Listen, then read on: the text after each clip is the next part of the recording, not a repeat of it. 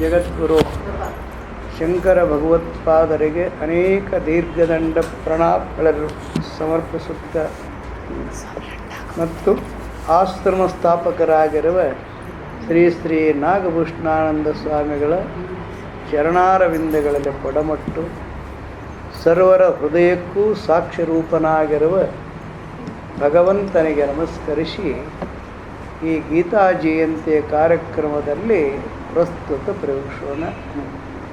ಆಶ್ರಮ ಸ್ಥಾಪಕರಾಗಿರುವ ನಾಗಭೂಷಣಾನಂದ ಸ್ವಾಮಿಗಳು ಇಡೀ ತಮ್ಮ ಜೀವನವೇ ಗೀತೆಗಾಗಿ ಮುಡುಪಿಟ್ಟು ಗೀತೆಯನ್ನು ಅಧ್ಯಯನ ಮಾಡಿ ಗೀತೆಯಲ್ಲಿ ಬಂದಿರುವ ಹಲವಾರು ಮಾರ್ಮಿಕವಾದ ವಿಷಯಗಳನ್ನು ಅನೇಕ ಜನರಿಗೆ ತಿಳಿಸಿಕೊಂಡು ಬಂದಿದ್ದಾರೆ. ಮತ್ತು ಅವರಿರುವಾಗಲೇ ಗೀತಾ ಜಯಂತಿ ಆರಂಭ ಮಾಡಿ ಇದು 60ನೇ ವರ್ಷ ಅಂತ ಹೇಳ್ತಾರೆ. ದೀರ್ಘವಾಗಿ 60ನೇ ವರ್ಷದಿಂದ ಈ ಗೀತೆ ನಡೆದು ಬಂದೈತಿ. 59 ವರ್ಷ ಮುಗಿದು 60ನೇ ವರ್ಷ ಆರಂಭ ಆಗಿದೆ. ಅಂದರೆ ಭಗವದ್ಗೀತೆಗೆ ಕಾಲ ನೇಮ ಆಧಾರ ಇಲ್ಲ.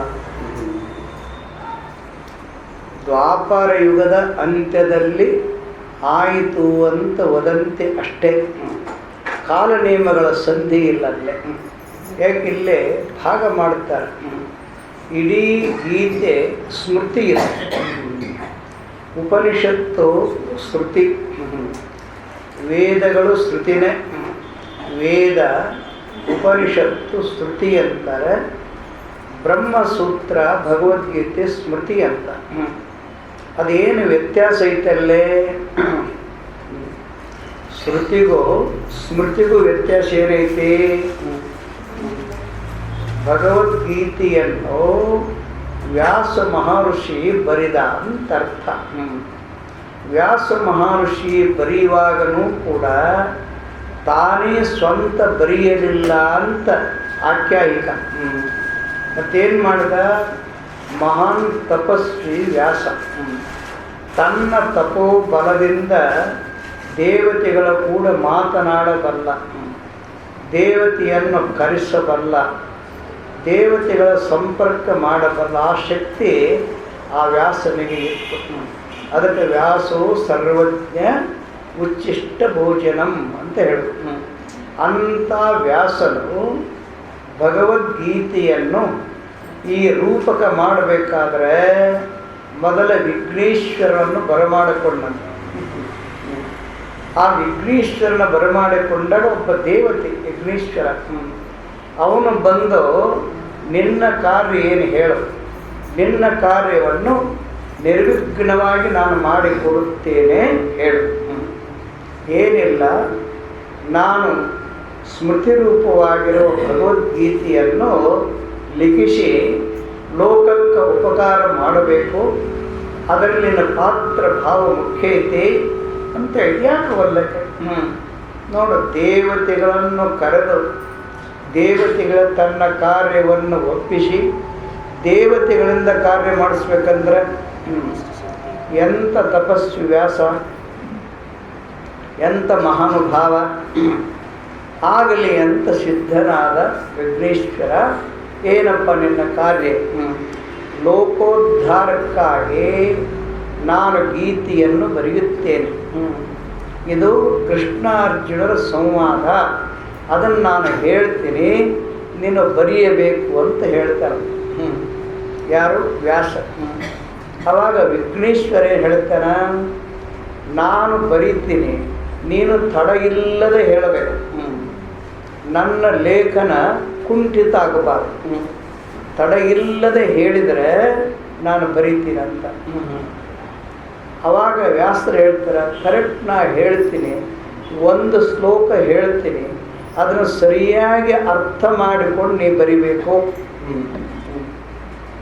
ಪದಗಳನ್ನು ವಾಕ್ಯಾರ್ಥಗಳನ್ನು ಬಿಡಿಸಿ ಅದಕ್ಕೆ ನೀನು ಬರೆಯಬೇಕು ಅಂತ ವ್ಯಾಸ ಕೇಳಿಕೊಂಡಾಗ ವಿಘ್ನೇಶ್ವರ ಒಪ್ಪಿಕೊಂಡ.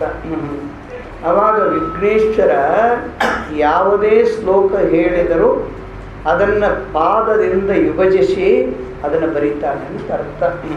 ಅದಕ್ಕಂದ್ರೆ ಅರ್ಥವೇನಿಲ್ಲೇ, ಭಗವದ್ಗೀತೆ ಹೇಳಿದವನು ವ್ಯಾಸ, ಬರೆದವನು ಒಬ್ಬ ದೇವತೆ ವಿಘ್ನೇಶ್ವರ. ಇಲ್ಲಿ ಇದರ ಸಂವಾದ ಕೃಷ್ಣ ಅರ್ಜುನ ಸಂವಾದ. ಅದಕ್ಕೆ ಕಾಲ ನೇಮಗಳಿಲ್ಲ. ಯಾವಾಗ ದ್ವಾಪಾರ ಅಂತ್ಯದಲ್ಲಿ ಅಂತ ಇದೆ. ಇದಕ್ಕೊಂದು ಮಂಗಲಾಚರಣೆ ಇಲ್ಲ. ಇಲ್ಲಿ ದರವೊಂದು ವ್ಯಾಖ್ಯಾನ ಗ್ರಂಥಕ್ಕೆ ಮಂಗಲಾಚರಣೆ ಅಂತ ಇರ್ತದೆ. ಸಂಪ್ರದಾಯಬದ್ಧ ಮಂಗಲಾಚರಣೆ ಅಂತ ಇರ್ತದೆ. ನಮಸ್ಕಾರ ಮಂಗಳ ಅಂತ ಒಂದಿರ್ತದೆ, ಆಶೀರ್ವಾದ ಮಂಗಲ ಅಂತ ಎರಡಿರುತ್ತೆ, ಸ್ವರೂಪ ಮಂಗಲ ಅಂತ ಮೂರು ಇರ್ತದೆ. ಅದು ವ್ಯಾಖ್ಯಾನಕಾರರು ಸಂಪ್ರದಾಯಬದ್ಧವಾಗಿ ಮಾಡಿಕೊಂಡು ಬಂದ ಮಂಗಲಾಚರಣೆ. ಯಾವುದಾದರೂ ಕಾರ್ಯ ನಾವು ಆವಿರ್ಭವಿಸಬೇಕಾದ್ರೆ ಅಥವಾ ಪ್ರಾರಂಭ ಮಾಡಬೇಕಾದ್ರೆ ಮೊದಲ ದೇವತಾ ಆರಾಧನೆ ಮಾಡಬೇಕು. ಆ ದೇವತೆಗಳಲ್ಲಿ ಅತ್ಯಂತ ಪ್ರಾಮುಖ್ಯವಾದ ದೇವತೆ ಯಾರು? ಎಷ್ಟು ದೇವತೆಗಳು? 63 ಕೋಟಿ ದೇವತೆಗಳು, 88 ಕೋಟಿ ರಾಕ್ಷಸರು. 63 ಕೋಟಿ ದೇವತೆಗಳಲ್ಲೇ ಪ್ರಧಾನವಾದ ದೇವತೆ ಯಾರು ಗೊತ್ತಿಲ್ಲ? ಗುರುವೇ ಸರ್ವಲೋಕಾನಾಂ ವಿಷಜೇ ಭವರೋಗಿಣಾಂ ನಿಧಯೇ ಸರ್ವವಿದ್ಯಾನಾಂ ದಕ್ಷಿಣಾಮೂರ್ತಯೇ ನಮಃ. ನೋಡಿ, ಎಲ್ಲ ದೇವತೆಗಳಿಗೂ ದೇವನಾಗಿರುವನು ಗುರು. ಗುರು ಅಂದರೆ ಗುಕಾರಸ್ಯ ಅಂಧಕಾರಸ್ಯ ಋಕಾರಸ್ಯ ತೇಜ ಉಚ್ಯತೆ. ನಮ್ಮ ಅಂಧಕಾರ ಎನ್ನುವ ಅಜ್ಞಾನವನ್ನು ಕಳೆದು, ಋಕಾರ ಅಂದರೆ ತೇಜ, ಸ್ವಯಂ ಪ್ರಕಾಶವಾಗಿರುವ ಜ್ಞಾನವನ್ನು ನಮ್ಮ ಅನುಭವಕ್ಕೆ ತಂದು ಕೊಡುವ ಗುರು. ಅವನೇ ಶ್ರೇಷ್ಠ.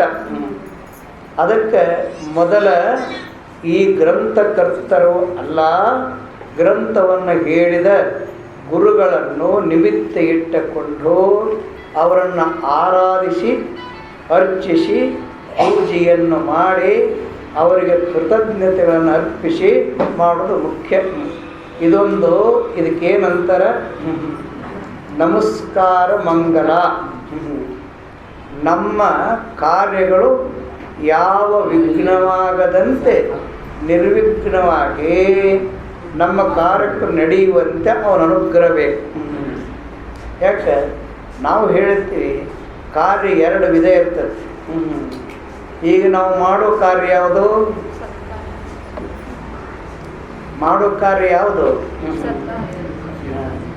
ನಮ್ಮ ಸ್ವರೂಪ ಹೇಗಿದೆಯೋ ಅದನ್ನು ಸ್ಮರಣೆ ಮಾಡಿಕೊಳ್ಳುವುದಕ್ಕೆ ಆರಾಧನೆ ಅಂತಾರೆ. ನಮ್ಮ ಸ್ವರೂಪ ಹೇಗಿದೆಯೋ ಆಗ ಸ್ಮರಣೆ ಮಾಡಿಕೊಳ್ಳೋದಕ್ಕೆ ಆರಾಧನೆ ಅಂತ ಕರೀತಾರೆ. ನಮ್ಮ ಸ್ವರೂಪ ಅಲ್ಲದ್ದನ್ನು ಮಾಡಿ ಪಡಿತೀವಲ್ಲ, ಅದನ್ನು ಕರ್ಮ ಉಪಾಸನೆ ಅಂತ ಕರೀತಾರೆ. 2 ಭಾಗ ಇರ್ತೈತಿ. ಈಗ ನಾವು ನಮ್ಮ ಸ್ವರೂಪದ ಸ್ಮೃತಿಯನ್ನು ತಂದುಕೊಳ್ಳುವ ಆರಾಧನೆ ಅದು. ಅದಕ್ಕಿದು ಸ್ಮೃತಿ ಗ್ರಂಥ. ಗೀತೆ ಸ್ಮೃತಿ, ಶ್ರುತಿ ಅಲ್ಲಿದು. ಈ ಸ್ಮೃತಿ ಗ್ರಂಥಕ್ಕೆ ಮಂಗಲ ಇಲ್ಲ ಅಂತ ಅರ್ಥ. ಯಾಕೆ? ಭಗವಂತನೇ ಸಗುಣ ರೂಪದಿಂದ ಅವತರಿಸಿ ಬರ್ತಾನಲ್ಲ, ಅದೇ ಮಂಗಲ. ಗುರುವೇ ಸರ್ವಲೋಕಾನಾಂ ಅಂದರೆ ಎಲ್ಲ ಚತುರ್ದಶ ಲೋಕಾದಿಗಳಿಗೆ ಆಧಾರನು, ಅಧಿಷ್ಠಾನನು, ಆತ್ಮನು ಗುರುವೇ ಅಂತ ಅರ್ಥ. ಆ ಸದ್ಗುರುವೇ ಸಗುಣ ರೂಪದಿಂದ ಪರಮಾತ್ಮನೇ ಈಗ ಅವತರಿಸಿ ಬರುವುದರಿಂದ ಪರಮಾತ್ಮನು ಬೇರೆಲ್ಲ, ಪರಮಾತ್ಮನ ತಿಳ್ಕೊಂಡ ಗುರುಗಳು ಬೇರೆಲ್ಲ. ಆ ಗುರುಗಳ ಕಾರ್ಯಕ್ರಮಕ್ಕೆ ಮಂಗಲ ಬೇಕಿಲ್ಲ, ಗುರುವೇ ಮಂಗಲ. ಅವನಿಗೆ ಬಿಟ್ಟು ಬೇರೆ ಮಂಗಲ ಇರುವುದಿಲ್ಲ. ಅದಕ್ಕಿಲ್ಲೇ ಕೆಲವು ಮಂದಿ ಶಂಕೆ ಮಾಡುವುದುಂಟು, ಇದಕ್ಕೆ ಮಂಗಲ ಇಲ್ಲ ಅಂಥೇಳಿ. ಯಾಕಂತ ಕೇಳಿದಾಗ ಧರ್ಮವಾಚಕ ಶಬ್ದ ಮಂಗಲ ಇರ್ತತಿ. ಧರ್ಮವಾಚಕ ಶಬ್ದ ಅಂತ ಇರ್ತಾರೆ. ಧರ್ಮಕ್ಷೇತ್ರೇ ಕುರುಕ್ಷೇತ್ರೇ ಸಮವೇತ ಯುತ್ಸವ ಮಾಮಕ ಪಾಂಡವೈಶ್ಚೈವ ಕಿಂ ಕುರ್ವತ ಸಂಜಯ. ಈ ಮಂಗಲ ಶಬ್ದ ಇತ್ತು ನೋಡು, ನಮ್ಮೆಲ್ಲರಿಗೂ ಮಂಗಲವನ್ನು ಉಂಟು ಮಾಡುವ ಸದ್ಗುರುನಾಥ, ನಮ್ಮೆಲ್ಲರಿಗೂ ಮಂಗಲ ರೂಪವಾಗಿರುವ ಪರಮಾರ್ಥತ್ವವನ್ನು ತಿಳಿಸಿಕೊಡುವ ಸದ್ಗುರುನಾಥ. ಮತ್ತು ಅವನು ಬೇರೆಲ್ಲ, ನಾರಾಯಣನು ಬೇರೆಲ್ಲ, ಕೃಷ್ಣನು ಬೇರೆಲ್ಲ, ವ್ಯಾಸನು ಬೇರೆಲ್ಲ. ಅದನ್ನು ಇಲ್ಲೇ ಗೀತೆ ಆರಂಭದಲ್ಲಿ ಕಾಲವಾಚಕ ಇಲ್ಲದಿದ್ದರೂ ಒಂದು ಶ್ಲೋಕ ಇದೆ. ಅದು ಆರಂಭದಲ್ಲೇನು?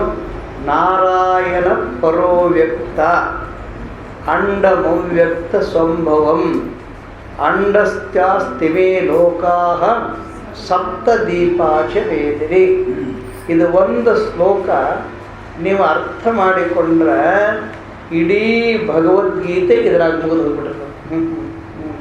ನೋಡ, ನಾರಾಯಣ ಅಂತ ಇತ್ತಲ್ಲ, ನಾರಾಯಣ ಅಂದ್ರೇನು? ಸಗುಣ ರೂಪದಲ್ಲಿ ಅವತರಿಸಿ ಬಂದ ಪರಮಾತ್ಮ.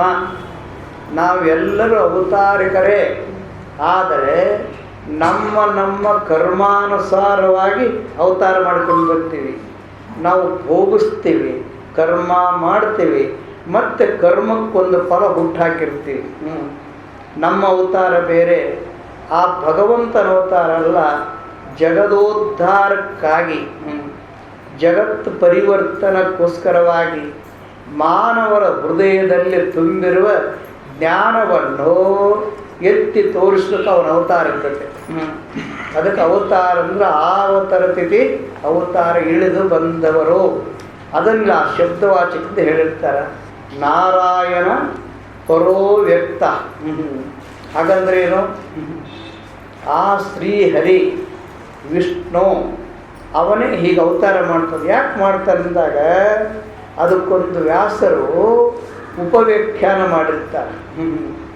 ಹಿಂದೆ ದ್ವಾಪರ ಯುಗದ ಅಂತ್ಯದ ಹಿಂದೆ ಅನೇಕ ಜನರು ಪಾಪಗಳನ್ನು ಮಾಡಿ ಮಾಡಿ ಮಾಡಿ ಈ ಭೂತಾಯಿ ಪಾಪವನ್ನು ಹೊರಲಾರದೆ 3 ಕಾಲ ಮುರಿದು ಹೋಗ್ಬಿಟ್ಟಿತ್ತು. ಅದು ಒಂದು ಮಂಚ ಅಂತ ಇರ್ತೈತಿ, ಅದರ ಮೇಲೆ ಹೆಚ್ಚು ಭಾರ ಹಾಕು, ಏನಾಗುತ್ತೆ? ಮುರಿದು ಹೋಗೋದಲ್ವಾ? ಮುರಿದು ಭೂಮಿಗೆ ಅಪ್ಪಳಿಸಿ ಬಿಡುತ್ತೆ. ಅದರಂತೆ ಇಡೀ ಭೂಮಂಡಲ ಹೊತ್ತಿದ್ದು ಧರ್ಮ. ಆ ಧರ್ಮವನ್ನು ಭೂತಾಯಿ ಅಂತ ಕರೀತಾರೆ. ಭೂತಾಯಿ ಅಂದರೆ ಮಣ್ಣು ಅಂತ ತಿಳ್ಕೋಬಾರದು. ಈ ಭೂಮಿಗೂ ಜಲಕ್ಕೂ ಅಗ್ನಿಗೂ ವಾಯುವು ಆಕಾಶ ಇಡೀ ಬ್ರಹ್ಮಾಂಡಕ್ಕೂ ಮೂಲ ಕಾರಣವಾಗಿರುವುದು ಭೂತಾಯಿ. ಭೂತಾಯಿ ಅಂತಾರೆ. ಆ ಭೂತಾಯಿ ಅಂತ ಐತಲ್ಲ, ಅದೇ ಧರ್ಮ. ಅದು 2 ವಿಧ, ಧರ್ಮದ್ವಯೋ ಜ್ಞಾನ ಅಂತ ಇರ್ತದೆ. ಮೊದಲ ಧರ್ಮ, ಆಮೇಲೆ ಜ್ಞಾನ ಅಂತ ಹೀಗಿರ್ತದೆ ಅರ್ಥ. ಅಂದ್ರೇನು? ಜ್ಞಾನವನ್ನು ಉಂಟು ಮಾಡುವುದಿಲ್ಲ, ಧರ್ಮವನ್ನು ಜ್ಞಾನ ಪೋಷಣೆ ಮಾಡ್ತಿರ್ತದೆ. ಜ್ಞಾನ ಧರ್ಮವನ್ನು ಪೋಷಣೆ ಮಾಡುತ್ತದೆ. ಅದಕ್ಕೆ ನಿರ್ಗುಣ ರೂಪನಾಗಿರುವ ಭಗವಂತ, ಅವನ ಪ್ರತಿಯೇ ಧರ್ಮ. ಆ ಧರ್ಮವಾಚಕ ಶಬ್ದವನ್ನು ಹೇಳುವ ಸಂದರ್ಭದಲ್ಲಿ ನಾರಾಯಣ ಅಂತ ಹೇಳುವಾಗ ಅಂಡಮವ್ಯಕ್ತ ಸಂಭವಂ. ಅಂಡ ಅಂದ್ರೇನು? ಚತುರ್ದಶ ಭುವನಾದಿಗಳಿಂದ ಕೂಡಿಕೊಂಡಿರುವ ಲೋಕ. ಈ ಲೋಕ ಎಲ್ಲಿ ಉತ್ಪತ್ತಿಯಾಗೈತಿ, ಎಲ್ಲಿ ತೋರುತ್ತಿದೋ ಆ ಪರಮಾತ್ಮನ ಇರುವಿನಲ್ಲೇ ತೋರುತ್ತದೆ. ಪರಮ ಅಂದ್ರೆ ಶ್ರೇಷ್ಠ, ಆತ್ಮ ಅಂದ್ರೆ ಸ್ವರೂಪ. ಪರಮಾತ್ಮನ ಇರುವಿನಲ್ಲೇ ತೋರುವುದರಿಂದ ನಮ್ಮೆಲ್ಲರ ಇರುವ ಪರಮಾರ್ಥ. ನಮ್ಮೆಲ್ಲರಿರುವ ಪರಮಾತ್ಮ, ನಮ್ಮೆಲ್ಲರಿರುವ ಅರಿವು. ಆ ಪ್ರಜ್ಞೆ ನಮಗಿಲ್ಲ. ನಾವು ಅರು ಸ್ವರೂಪರು, ಇರುವಿನ ಸ್ವರೂಪರು, ನಾವು ಪರಮಾತ್ಮನ ಸ್ವರೂಪರು. ಹಾಗಿದ್ದರೂ ಆ ಪ್ರಜ್ಞೆ ನಮಗಿಲ್ಲ. ಯಾಕಿಲ್ಲ ಆ ಪ್ರಜ್ಞೆ ನಮಗೆ? ಈ ತೋರುವುದರಲ್ಲಿ ಸತ್ಯತ್ವ ಬುದ್ಧಿ ಬಂದಾಗ ಇರುವಿನ ಪ್ರಜ್ಞೆ ಮರಿಮಾಚಿ ಬಿಡ್ತದೆ. ಅಷ್ಟೇ ಅದು. ತೋರುವುದರಲ್ಲಿ ಸತ್ಯತ್ವ ಬುದ್ಧಿ ಬಂದಾಗ ನಾನು ದೇಹ, ದೇಹವೇ ನಾನು, ನಾನು ದೇಹದಿಂದ ಪ್ರಪಂಚದಲ್ಲೇ ಹುಟ್ಟೀನಿ, ಪ್ರಪಂಚದಲ್ಲೇ ಬೆಳೀತೀನಿ, ಪ್ರಪಂಚದಲ್ಲೇ ಒಮ್ಮೆ ನಾಶವಾಗಿ ಹೋಗುತ್ತೇನೆ ಅಂತ ನಾವು ತಿಳ್ಕೊಂಡಿವೆಲ್ಲ. ಆಗ ನಾವು ತಿಳ್ಕೊಂಡಿದ್ದೇ ನಮ್ಮ ಇರುವಿನ ವಿಸ್ಮೃತಿ, ಮರೆವೆ ಅಂತ ಕರೀತಾರೆ. ಅದಕ್ಕಾಗಿ ಈ ವಿಸ್ಮೃತಿ ನಮಗೆ ದೇಹದಲ್ಲೇ ಆಗೈತೆ. ವಿಸ್ಮೃತಿ ದೇಹದಲ್ಲಿ ನಮಗಾಗೈತೆ. ಹೇಗಾಗೈತೆ ದೇಹದಲ್ಲಿ ವಿಸ್ಮೃತಿ? ನಾನು ದೇಹ, ನನ್ನ ದೇಹ, ನಾನು ಹುಟ್ಟಿದ್ದೇನೆ, ಬೆಳಿತೇನೆ, ಸಾಯ್ತೇನೆ ಅಂತ ನಮಗೆ ದೇಹದಲ್ಲಿ ಸತ್ಯತ್ವ ಬುದ್ಧಿ ಬಂದಾಗ ನಮ್ಮ ಅರಿವಿನ ವಿಸ್ಮೃತಿಯಾಗಿರ್ತಷ್ಟೇ ಅದು. ಆ ಅರಿವಿನ ವಿಸ್ಮೃತಿ ಆದಾಗ ಏನಾಗತ್ತೆ? ಜೀವ ಆಗಿಬಿಡ್ತಾನೆ. ಅರಿವಿನ ಸ್ಮೃತಿಯಾದಾಗ ಅವನೇ ದೇವ ಆಗಿಬಿಡ್ತಾನೆ. ಅದಕ್ಕೆ ಮರಿದೊಡೆ ಜೀವಾತ್ಮ, ಅರಿದೊಡೆ ಪರಮಾತ್ಮ, ಅರಿವು ಮರೆಯುವ ಸೋಂಕದಿರಲು ಅಂತರಾತ್ಮ ಅಂತ ಕನ್ನಡದಲ್ಲಿ ಬರೆದಿರ್ತಾರೆ. ಇವು 3 ಶಬ್ದಗಳಿರ್ತಾವೆ. ಅದನ್ನಿಲ್ಲಿ ವ್ಯಕ್ತಪಡಿಸ್ತಾರೆ. ನಾರಾಯಣನೋ ಚತುರ್ದಶ ಭುವನ 84 ಲಕ್ಷ ರೂಪದಿಂದ ಅವನೇ ತೋರಿಕೊಂಡಿದ್ದಾನೆ ಅಂತ. ಇದಕ್ಕೆ ಬ್ರಹ್ಮಾಂಡ ಬ್ರಹ್ಮಾಂಡ ಅಂತ. ಅದಕ್ಕೆ ನಾರಾಯಣ ಪರಹ, ಪರ ಅನ್ನೋ ಶಬ್ದ ಏನು ಹೇಳ್ತದೆ? ಇರುವಂತೆ ಇದ್ದು. ಪರಮಾತ್ಮನ ಸ್ವರೂಪ ಇರುವಂತೆ ಇದ್ದು ಹೀಗೆ ತೋರಿಕೊಳ್ಳುತ್ತಂಥದ್ದು. ಅದು ಕೆಟ್ಟ ತೋರೋದಿಲ್ಲ. ಅದಕ್ಕೆ ವೇದಾಂತ ಏನು ಹೇಳುತ್ತನ್ನೋ ಪ್ರಜ್ಞೆ ಇರಬೇಕು. ಇದರ ಮೇಲೆ ಅನೇಕ ದಾರ್ಶನಿಕರಿರ್ತಾರೆ. ಯಾರು? ಸಾಂಖ್ಯ ದಾರ್ಶನಿಕರು ಜಗತ್ತು ಪ್ರಧಾನದಿಂದ ಹುಟ್ಟುತ್ತಂತಾರೆ. ಇದಕ್ಕೂ ಅದಕ್ಕೆ ಎಷ್ಟು ವ್ಯತ್ಯಾಸ ಐತೆ? ಪ್ರಧಾನದಿಂದ ಜಗತ್ತು ಹುಟ್ಟುತ್ತೆ ಅಂತ ಹೇಳುತ್ತಾರೆ ಸಾಂಖ್ಯ. ಇಲ್ಲ, ಪ್ರಧಾನದ ಹುಟ್ಟುವುದಿಲ್ಲ, ಪ್ರಕೃತಿಯಿಂದ ಹುಟ್ಟುತ್ತೆ ಜಗತ್ತಂತ ಹೇಳವರು ಯೋಗದವರು, ಪತಂಜಲಿ. ಇಲ್ಲ, ಅಣು ಪರಮಾಣುಗಳಿಂದ ಹುಟ್ಟುತ್ತ ಅಂತ ಹೇಳಿದವರು ಕಣಾದರು.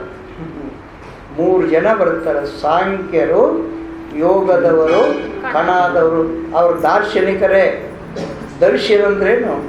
ಪ್ರತ್ಯಕ್ಷವಾಗಿ ಕಂಡು ಕಾಣದಿರುವುದನ್ನು ಮನಬುದ್ಧಿಯಿಂದ ಊಹೆ ಮಾಡವರು ದಾರ್ಶನಿಕರು. ದರ್ಶನ ಅಂದರೆ ಪ್ರತ್ಯಕ್ಷ ಕಂಡು ಕಾಣದಿರುವುದನ್ನು ಊಹೆ ಮಾಡವರು. ಒಂದರ್ಥ ಅವರ ಅಭಿಪ್ರಾಯ ಅದು. ಹೇಗೆ ದೂರದ ಬೆಟ್ಟದಲ್ಲಿ ಹೊಗೆಯನ್ನು ಕಂಡು, ಹೊಗೆ ಪ್ರತ್ಯಕ್ಷ, ಬೆಂಕಿ ಪರೋಕ್ಷ. ಹೊಗೆ ಕಾಣ್ತೈತಿ, ಬೆಂಕಿ ಕಾಣೋದಿಲ್ಲ. ಮತ್ತು ಹೊಗೆ ಇದ್ದಲ್ಲಿ ಬೆಂಕಿ ಇರುತ್ತೆ ಅಂತ ಅನುಮಾನ ಮಾಡ್ತಾರಲ್ಲ, ಹಾಗ ಇವರೆಲ್ಲ ಅನುಮಾನ ಮಾಡ್ತಾರೆ. ಜಗತ್ತನ್ನು ಕಂಡು ಈ ಜಗತ್ತಿಗೆ ಕಾರಣ ಪ್ರಧಾನ ಅಂತಾರೆ. ಇಲ್ಲ, ಈ ಜಗತ್ತಿಗೆ ಪ್ರಕೃತಿ ಅಂತಾರೆ. ಈ ಜಗತ್ತಿಗಿಲ್ಲ ಅಣು ಪರಮಾಣುಗಳು ಅಂತ ಹೇಳ್ತಾರೆ. ಯಾರು? ಇವರು. ಇನ್ನು ಬೌದ್ಧರು, ಆ ಬುದ್ಧನ ಅಭಿಪ್ರಾಯ ತಗೋಬಾರದು. ಅವನು ನಿರ್ವಾಣ ಅಂತ ಸಾರಿಬಿಟ್ಟಾನ. ಬೌದ್ಧನ ಅನುಯಾಯಿಗಳು ಬರ್ತಾರೆ, ಅವ್ರು 4 ಮಂದಿ. ವಸುಬಂಧು, ಚಂದ್ರಕೀರ್ತಿ, ನಾಗಾರ್ಜುನ, ಸೌಂತ್ರಾಂತಿಕ ಅಂತ ಅವರು.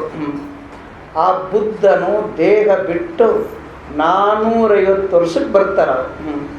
ಅವರು ಬಂದು ಇದನ್ನು ಪ್ರತಿಪಾದನೆ ಮಾಡ್ತಾರೆ. ಒಬ್ಬನು ಶೂನ್ಯ ಅಂತಾನೆ, ಒಬ್ಬನು ನಿಸ್ಸಾರ ಅಂತಾನೆ, ಒಬ್ಬನು ಕ್ಷಣಿಕ ಅಂತಾನೆ, ಇನ್ನೊಬ್ಬನು ಅಂತಾನೆ ಜಗತ್ತೇ ಇಲ್ಲ ಅಂತ. ಒಬ್ಬ 4 ಮಂದಿ ಇದ್ದರೂ ಕೂಡ ಅವರ ಅಭಿಪ್ರಾಯ ಒಮ್ಮತ ಇರುವುದಿಲ್ಲ. ಅದಕ್ಕಾಗಿ ಬೌದ್ಧರು ಎಲ್ಲರೂ ಕೆಲವೊಂದು ಕ್ಷಣಿಕ ಅಂತ ದಬ್ತೀವಿ. ಹಾಗಲ್ಲ, ಬೌದ್ಧರ ಅನುಯಾಯಿಗಳು ಅವರಿಗಿಂತ ಮುಂದೆ ಹರಿದು 4 ಜನ ಆದ್ರಲ್ಲ, ಪೂರ್ವಮೀಮಾಂಸಕರಂತ ಒಬ್ಬರದ. ಪೂರ್ವಮೀಮಾಂಸಕರು ಅಂದರೆ ಕರ್ಮಕಾಂಡಿಗಳು.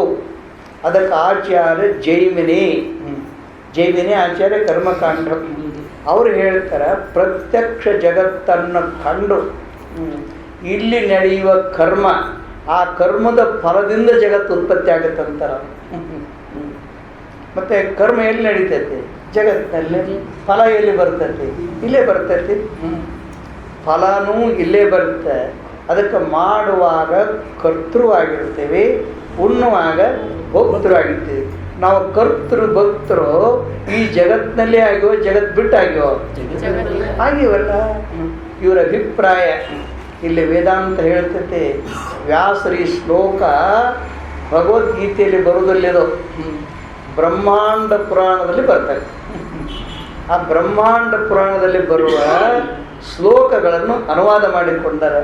ಯಾಕೆ ಮಾಡಿಕೊಂಡರಂತೆ? ವೇದಾಂತಕ್ಕೆ ಮೂಲಿದು. ಜಗತ್ತು ಯಾವುದರಿಂದನೂ ಹುಟ್ಟುವುದಿಲ್ಲ, ಇದು ಭಗವಂತನ ಈ ರೂಪದಲ್ಲಿ ತೋರ್ತೈತಿ ಅಂತ ಅರ್ಥ. ನೋಡಿ, ಈಗ ಎಚ್ಚರಾಗಿರಲಿ ನೀವು.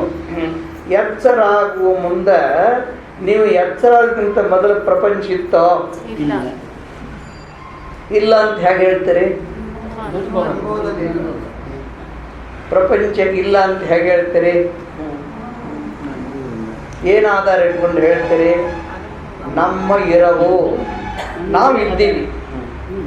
ದೇಹ ಇಲ್ಲ, ಇಂದ್ರಿಯ ಇಲ್ಲ, ಪ್ರಾಣ ಇಲ್ಲ, ಮನಸ್ಸಿಲ್ಲ, ಬುದ್ಧಿ ಇಲ್ಲ, ನಾನಿಲ್ಲ, ಸುಖ ದುಃಖಾದಿಗಳಿಲ್ಲ, ಯಾವ ಸಂಬಂಧ ಇಲ್ಲದೆ ನಾವಿರ್ತೀವಿ. ಯಾವಾಗ? ಪ್ರಶ್ನೆ. ನಿನ್ನ ಸುಸುಪ್ತಿ ಇರುವಾಗ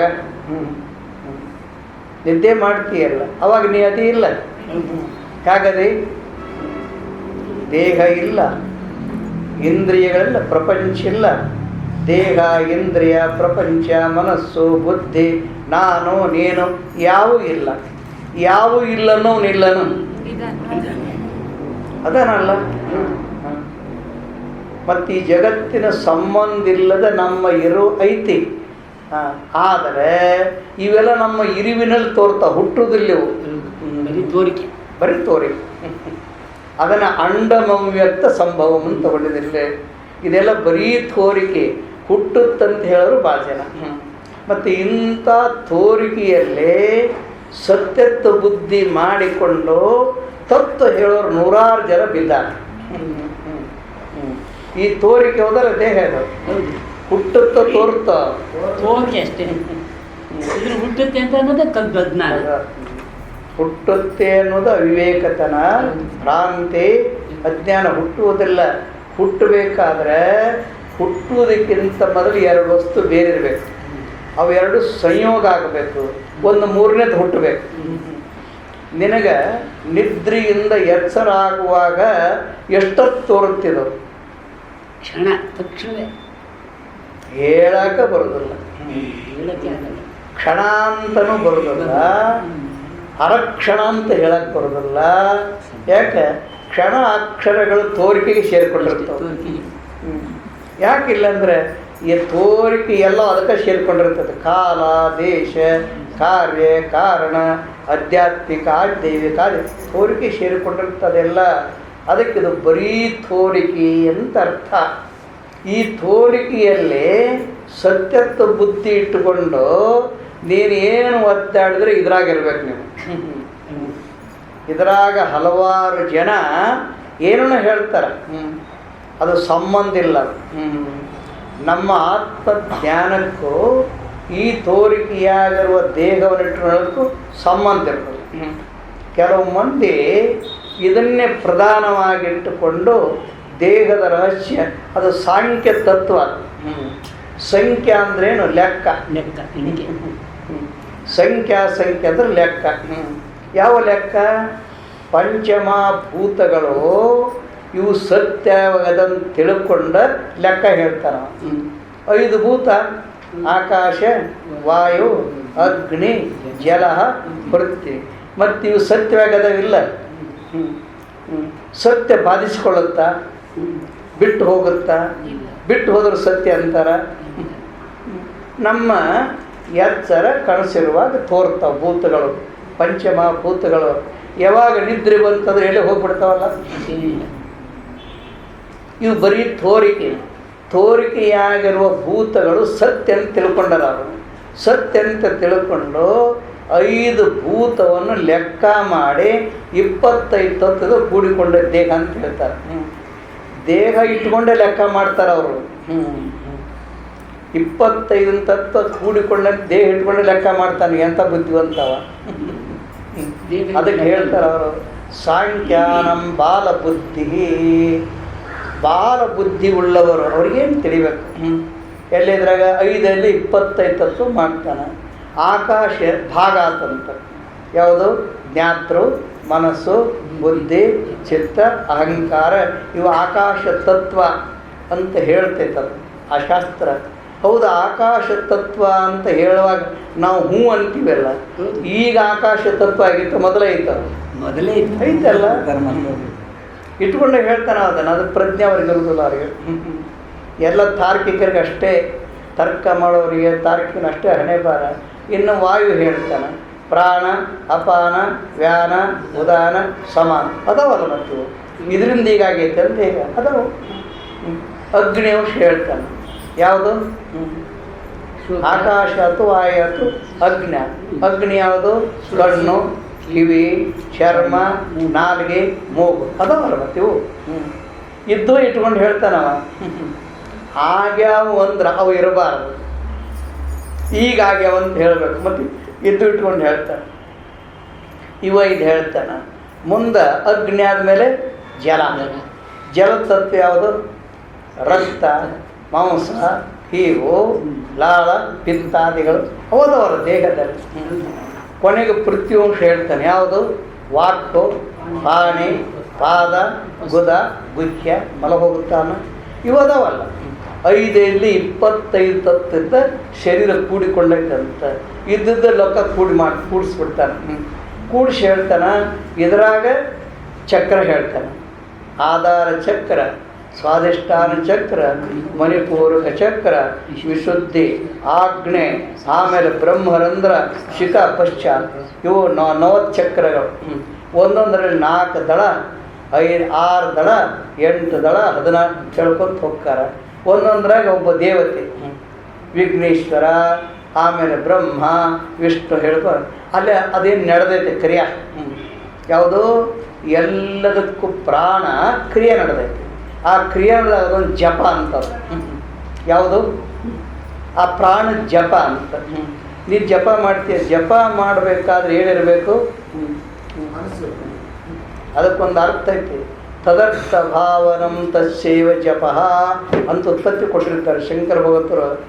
ಯಾವನು ಜಪ ಮಾಡ್ತಾನೋ ಯಾವ ದೇವತೆಯನ್ನು, ಆ ದೇವತೆಯಾಗಿ ಜಪ ಮಾಡ್ಬೇಕಂದ್ರೆ. ಮತ್ತು ನೀನು ನಿದ್ರೆ ಎತ್ತಿದ್ರು ಪ್ರಾಣ ಜಪ ಮಾಡ್ತಾ ಇರ್ತೈತಲ್ಲ, ಪ್ರಾಣದ ಜಪ. ನಿಂದೆಲ್ಲ ಜಪ ಅದು. ನಿದ್ರೆ ಹತ್ತಲ್ಲ, ಅವಾಗ ಪ್ರಾಣ ಜಪ ಮಾಡ್ತಿರ್ತೈತಿಲ್ಲ. ಅದು ಪ್ರಾಣದ್ದಾತ, ನಿಂದಾತನ ಜಪ. ಅದು ಹೇಳೋರು ಅದಾರ. ಅದು ಅಸಾಧ್ಯ.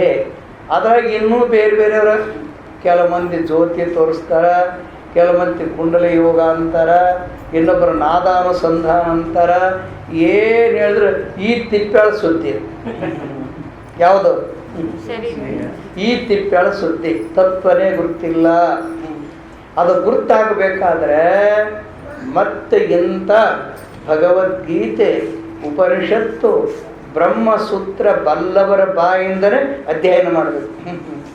ಅದಕ್ಕಾಗಿಲ್ಲೇ ನಾರಾಯಣ ಪರೋವ್ಯಕ್ತ, ಪರ ಅಂದರೆ ಪರರೂಪನಾಗಿದ್ದು ಈಗ ತೋರಿಕೊಳ್ಳುತ್ತಾರೆ.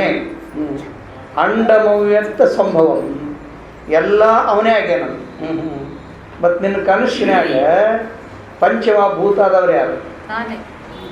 ಪಂಚಮಭೂತದ ಕಾರ್ಯ ಆದವ್ರು ಯಾರು?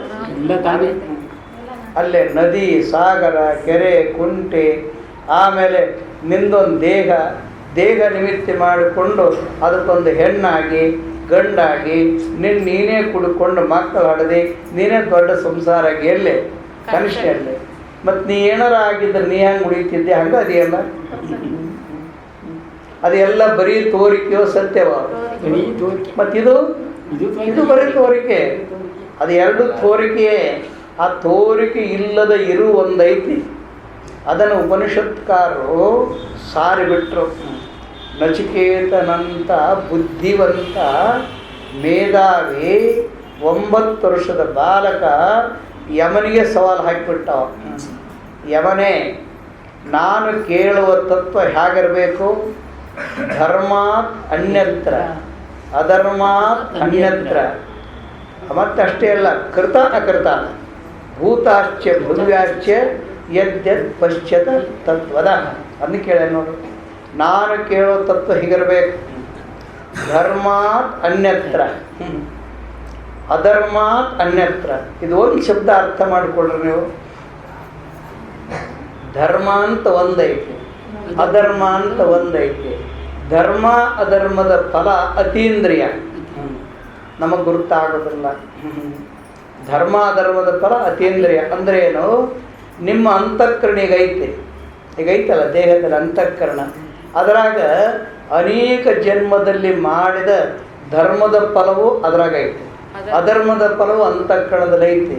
ಅದು ಅಂತಃಕರಣದ ಬೀಜ, ಉತ್ಪತ್ತಿಗೆ ಬೀಜ. ಅಂತಃಕರಣದಲ್ಲಿ ಎಷ್ಟೈತಿ ನೋಡಿಕೊಡ್ರಿ ನೀವು. ಯಾಕೆ ನಿಮ್ಮ ಮನ್ಯಾಗ ರಾಗಿ, ಜೋಳ, ಅಕ್ಕಿ, ಸಕ್ಕರೆ, ಎಣ್ಣೆ ನೋಡ್ಕೊಂತೀರಲ್ಲ? ಓ ಪರವಾಗಿಲ್ಲ, 1 ತಿಂಗಳು ಹಾಕೈತಿ, 8 ದಿವಸ ಹಾಕೈತಿ, ಹೋಗಿ ನೋಡ್ಕೊಂತೀರಲ್ಲ? ನೋಡ್ಕೊಳ್ದಿದ್ರೆ ತಕ್ಷಣ ಗಾಬರಿ ಆಗುತ್ತೆ. ಹಾಗೆ ನಿಮ್ಮ ಅಂತಃಕರಣದಾಗ ಐತಲ್ಲ, ಎಷ್ಟೈತಿ ನೋಡ್ಕೊಳ್ರಿ. ಪಾಪ ಎಷ್ಟೈತಿ, ಪುಣ್ಯ ಎಷ್ಟೈತಿ ಐತಿಲ್ಲ? ಮತ್ತೆ ಯಾಕೆ ನೋಡ್ಕೊಳಕ್ಕೆ ಬರಂಗಿಲ್ಲ? ಅದು ಅತೀಂದ್ರಿಯ. ಇದ್ರೆ ನೋಡಿದ್ರೆ ಇಲ್ಲಿದ್ರೆ ನೋಡಿಕೊಳ್ಳೋದೀವಿ. ಈ ಇಂದ್ರಿಯ ಗೋಚರಲ್ಲದು ಯಾವುದು? ಮತ್ತು ಅದನ್ನು ಹೇಗೆ ನೋಡ್ಕೋಬೇಕು? ಕಾರ್ಯಗತವಾಗಿ ಬಂದಾಗ ನಮಗೆ ಗುರುತಾಗುತ್ತೆ. ಓಹೋ, ಇದು ಪಾಪದ ಫಲ, ಇದು ಪುಣ್ಯದ ಫಲ. ಪುಣ್ಯದ ಫಲ ಏನು? ಆರೋಗ್ಯವಾಗಿ ಇಂದ್ರಿಯ ಬಲ, ದೇಹ ಬಲ, ಬುದ್ಧಿ ಬಲ, ವಾಗ್ಬಲ, ಮನೋಬಲ, ಇನ್ನು ಎಲ್ಲ ಭೌತಿಕದ ಬಲಗಳಿರ್ತಾವೆ. ಆರೋಗ್ಯವಾಗಿರ್ತೀವಿ. ಯಾವ ಪುಣ್ಯ ಮಾಡಿರಪ್ಪ ಆರೋಗ್ಯವಾಗಿದ್ದಾರೆ, ಯಾವುದಕ್ಕೆ ಕೊರತಿಲ್ಲ ಅಂತೀವಿಲ್ಲ. ಮತ್ತೇನು ಪಾಪ ಇದ್ದರೆ ಎಲ್ಲ ಪ್ರತಿಕೂಲವೇ. ದೇಹ, ಇಂದ್ರಿಯ, ಪ್ರಾಣ, ಮನಸ್ಸು, ಬುದ್ಧಿ, ಉಪಾಧಿ, ಉಪಭೋಗನೂ ಪ್ರತಿಕೂಲ. ಮಾಡ್ಕೊಂಡು ಹೆಂಡತಿ ವಿರುದ್ಧ ಹಾಕ್ಕಾರ, ಹುಟ್ಟಿದ ಮಕ್ಕಳು ವಿರುದ್ಧ ಹಾಕ್ಕಾರ, ಕಟ್ಟಿದ ಮನೆ ಕಾಡ್ತೈತಿ, ತಂದ ಪಶುಗಳು ಫಲ ಕೊಡೋದಿಲ್ಲ, ಜಮೀನು ಮಾಡಿದ್ರೆ ಬೆಳೆಯೋದೇ ಇಲ್ಲ, ಉದ್ಯೋಗ ಮಾಡೋಕ್ಕೆ ಹೋದ್ರೆ ಲಾಸ್ ಆಗ್ತೈತಿ, ಮತ್ತು ಎಲ್ಲರಿಗೂ ಲಾಭ ಆಗ್ತದೆ. ನಮ್ಮ ಕರ್ಮ ಚೆನ್ನಾಗಿಲ್ಲ. ಇದೇ ಪಾಪ ಪುಣ್ಯದ ಅರ್ಥ. ಈ ಪಾಪ ಪುಣ್ಯ ಕಾರಣ ಬೀಜ ಯಾವುದು? ಅಂತಃಕರಣ. ಆ ಅಂತಃಕರಣ ಐತಲ್ಲ, ಅದು ಪಾಪಕ್ಕೂ ಕಾರಣ, ಪುಣ್ಯಕ್ಕೂ ಕಾರಣ. ಆ ಅಂತಃಕರಣದಲ್ಲಿ ನಮ್ಮ ಪಾಪ ಪುಣ್ಯಾದಿಗಳು ಅವ್ಯಕ್ತವಾಗಿರ್ತಾವಂತ ವೇದಾಂತ ಹೇಳ್ತೈತಿ. ಈ ಅಂತಃಕರಣ ಇದು ಉಪಾಧಿ, ನಮ್ಮ ಆತ್ಮನಿಗೆ ಉಪಾಧಿ. ನಮ್ಮ ಆತ್ಮ ಉಪಹಿತ. ಉಪಹಿತವಾದ ಆತ್ಮ ಅಂತಃಕರಣದಲ್ಲಿ ಅಭಿಮಾನ ಮಾಡಿಕೊಂಡಾಗ ಜೀವ ಆಗಿಬಿಡ್ತಾರೆ ನೋಡ. ಅವನಿಗೆ ಜೀವ ಅಂತಾರ, ಪ್ರಮಾತೃ ಅಂತಾರ, ಚಿದಾಭಾಸ ಅಂತ ಕರೀತಾರೆ. ಅವನು ಸಂಬಂಧ ಮಾಡಿಕೊಂಡಾಗ ನೋಡು, ಕನ್ನಡಿಯಲ್ಲಿ ಹಾಕೈತಿ, ನಾವು ಇಲ್ಲದೀವಿ, ಸಂಬಂಧ ಇಲ್ಲ. ನಾವು ತಗೊಂಡು ಮುಖಕ್ಕೆ ಹಿಡ್ಕೊಂಡಾಗ ನಾವೇನು ಹಾಕಿವಿ? ಪ್ರತಿಬಿಂಬ ಆಗಿಬಿಡ್ತೀವಿ.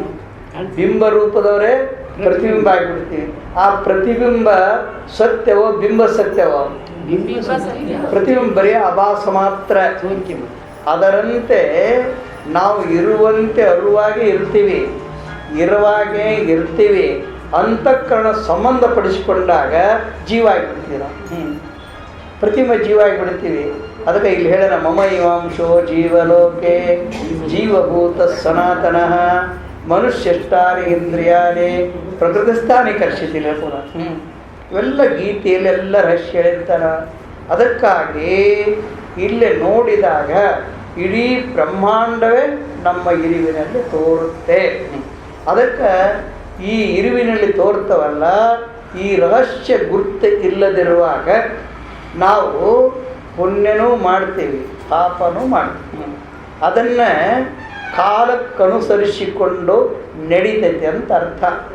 ಒಂದು ಕಾಲದಲ್ಲಿ ಪುಣ್ಯ ಹೆಚ್ಚಾಗತ್ತೆ, ಒಂದು ಕಾಲದಲ್ಲಿ ಪಾಪ ಹೆಚ್ಚಾಗತ್ತೆ. ಯಾಕಾಗತ್ತೆ? ಅದಕ್ಕೆ ಕಾರಣ ಇರ್ತೈತೆ. ಯಾವುದು? ಮನುಷ್ಯ ತನ್ನ ಇಂದ್ರಿಯ ಮನೋಬಲ ಅದಕ್ಕೆ ದೌರ್ಬಲ್ಯ ಬಂತು ಅಂದ್ರೆ ಬರೀ ಪಾಪನೆ ಮಾಡ್ತಾನೆ. ಅದಕ್ಕೆ ಮನೋ ದೌರ್ಬಲ್ಯ ಅಂತ ಕರೀತಾರೆ. ಅದಕ್ಕೆ ನಮಗೆ ಇಂದ್ರಿಯ ನಿಗ್ರಹ ಇಲ್ಲ, ಮನಸ್ಸ್ವಾಧೀನ ಇಲ್ಲ, ವಿಷಯಗಳ ಸ್ವಾಧೀನ ಇಲ್ಲ, ಸ್ವೇಚ್ಛಾಚಾರಿ ಆಗಿಬಿಡ್ತೀವಿ. ಸ್ವೇಚ್ಛಾಚಾರಿಯಾದಾಗ ಆ ಪುಣ್ಯದ ಪ್ರಜ್ಞೆ ಇಲ್ಲದೆ ಬರೀ ಪಾಪಕೃತ್ಯದಲ್ಲಿ ತೊಡಗಿಬಿಡ್ತೀವಿ. ಆ ಪಾಪಕೃತ್ಯ ತೊಡಗಿದಾಗ ಆ ಪ್ರಕೃತಿ ಪ್ರಕೃತಿ ಅಂದ್ರೇನು? ಆ ಪರಮಾತ್ಮನ ಒಂದು ಶಕ್ತಿ ಅದು. ಅದಕ್ಕೆ ಭೂಮಾತೆ ಅಂತ ಕರೀತಾರೆ. ಭೂ ಅಂದ್ರೇನು? ವ್ಯಾಪಕವಾಗಿರುವುದು. ಆ ಭೂಮಾತೆಗೆ ಭಾರ ಆಗಿಬಿಡ್ತದೆ. ನಾವು ಮಾಡಿದ ಪಾಪದ ಭಾರವಾದಾಗ ಬ್ರಹ್ಮಾಂಡವೇ ಪಾಪಕೂಪದಲ್ಲಿ ಮುಳುಗಿಬಿಡುತ್ತಾನೆ. ಬ್ರಹ್ಮಾಂಡವೇ ಪಾಪಕೂಪದಲ್ಲಿ ಮುಳುಗಿದಾಗ ಆ ಇಡೀ ಬ್ರಹ್ಮಾಂಡ ಹೊತ್ತ ಧರ್ಮ ದೇವತೆ ಅಥವಾ ಭೂದೇವತೆ ಪರಮಾತ್ಮನ ಶಕ್ತಿ ಅದಕ್ಕೆ ಹಾನಿಯಾಗಿಬಿಡ್ತದೆ. ಅದಕ್ಕೆ ಸ್ವಂತ ರಕ್ಷಣೆ ಮಾಡ್ಕೊಳ್ಳೋ ಯೋಗ್ಯತೆ ಇಲ್ಲ ಅದಕ್ಕೆ. ಭೂಮಾತಿಗಾಗಲಿ ಪ್ರಕೃತಿಗಾಗಲಿ ಅದಕ್ಕೆ ಸ್ವಂತ ತನ್ನ ನಿಗ್ರಹ ಮಾಡುವ ಶಕ್ತಿ ಇಲ್ಲ. ಅದನ್ನು ಧರ್ಮ ಮಾಡಿ ಅಧರ್ಮವನ್ನು ನಾಶ ಮಾಡುವ ಶಕ್ತಿ ಅದಕ್ಕೆ ಆಧಾರನು ಅಧಿಷ್ಠಾನಗೂ ಭಗವಂತನಿಗೆ ಇರ್ತದೆ. ಯಾಕೆ? ಅವನು ಸರ್ವಜ್ಞ, ಸರ್ವಶಕ್ತ, ನಿತ್ಯ ಮುಕ್ತ. ಅವನಿಗೆ ಸಾಧ್ಯ. ಈ ಧರ್ಮ ದೇವತೆಗೆ ಆಗೋದಿಲ್ಲ. ಧರ್ಮ ವಿಶೇಷ ಆದಾಗ ಸಂತೋಷವಾಗಿರ್ತಾಳೆ, ಅಧರ್ಮ ವಿಶೇಷವಾದಾಗ ದುಃಖ ತಪ್ತಳಾಗಿಬಿಡ್ತಾಳೆ. ಅವೆರಡು ಅನುಭವಿಸೋದೇಕೆ? ಅವೆರಡು ಅನುಭವಿಸಿದ ಧರ್ಮ ದೇವತೆ ಅನುಭವಿಸ್ಬೇಕು. ಯಾಕೆ? ತಾಯಿಯಂತೆ ಮಕ್ಕಳು, ನಾಯಿಯಂತೆ ಕುಣ್ಣಿ. ಮತ್ತು ಧರ್ಮದ ಮಕ್ಕಳು ಹೋದಲ್ಲ, ಏನು ಮಾಡಿವಿ ನಮ್ಮ ಕರ್ಮ ನಮ್ಮ ಫಲ ಕೊಡ್ತೈತಿ. ಮತ್ತು ಅದರಂತೆ ನಮ್ಮ ಕೂಡ ಜನ್ಮ ಕೊಟ್ಟ ತಾಯಿ ಅನುಭವಿಸ್ಬೇಕು. ಕೆಟ್ಟ ಮಕ್ಕಳು ಹುಟ್ಟಿದಾಗ ಏನು ಮಾಡ್ತಾಳೆ? ಹಣೆ ಕೈ ಕೊಟ್ಕೊಂಡು ನನ್ನ ಹಣೆ ಬಾರ, ಇಂಥವ್ರು ಹುಟ್ಟಬಾರ್ದಾಗಿತ್ತು, ಹುಟ್ಟ್ಯಾರ, ನಾನೇನು ಮಾಡಲಿ? ಅಲ್ಲವ, ಹುಟ್ಟು ಮುಂಚೆ ಚಲೋನ ಹಡಿಬೇಕಂದ್ರೆ ನನ್ನ ಕೈಯಾಗ ಐತೇನು?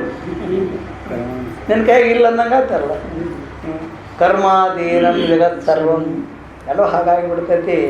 ಅದಕ್ಕೆ ಆ ಪ್ರಕೃತಿ ದೇವಿ ಅಥವಾ ಭೂದೇವತೆ, ಆ ಮಹಾಶಕ್ತಿ ಧರ್ಮ ದೇವತೆ ಈ ಭಾರ ತಡೆಯದೆ ಎಲ್ಲೇ ಆ ವಿಷ್ಣು ರಕ್ಷಕರ ಹತ್ರ ಹೋದ್ಲಂತೆ.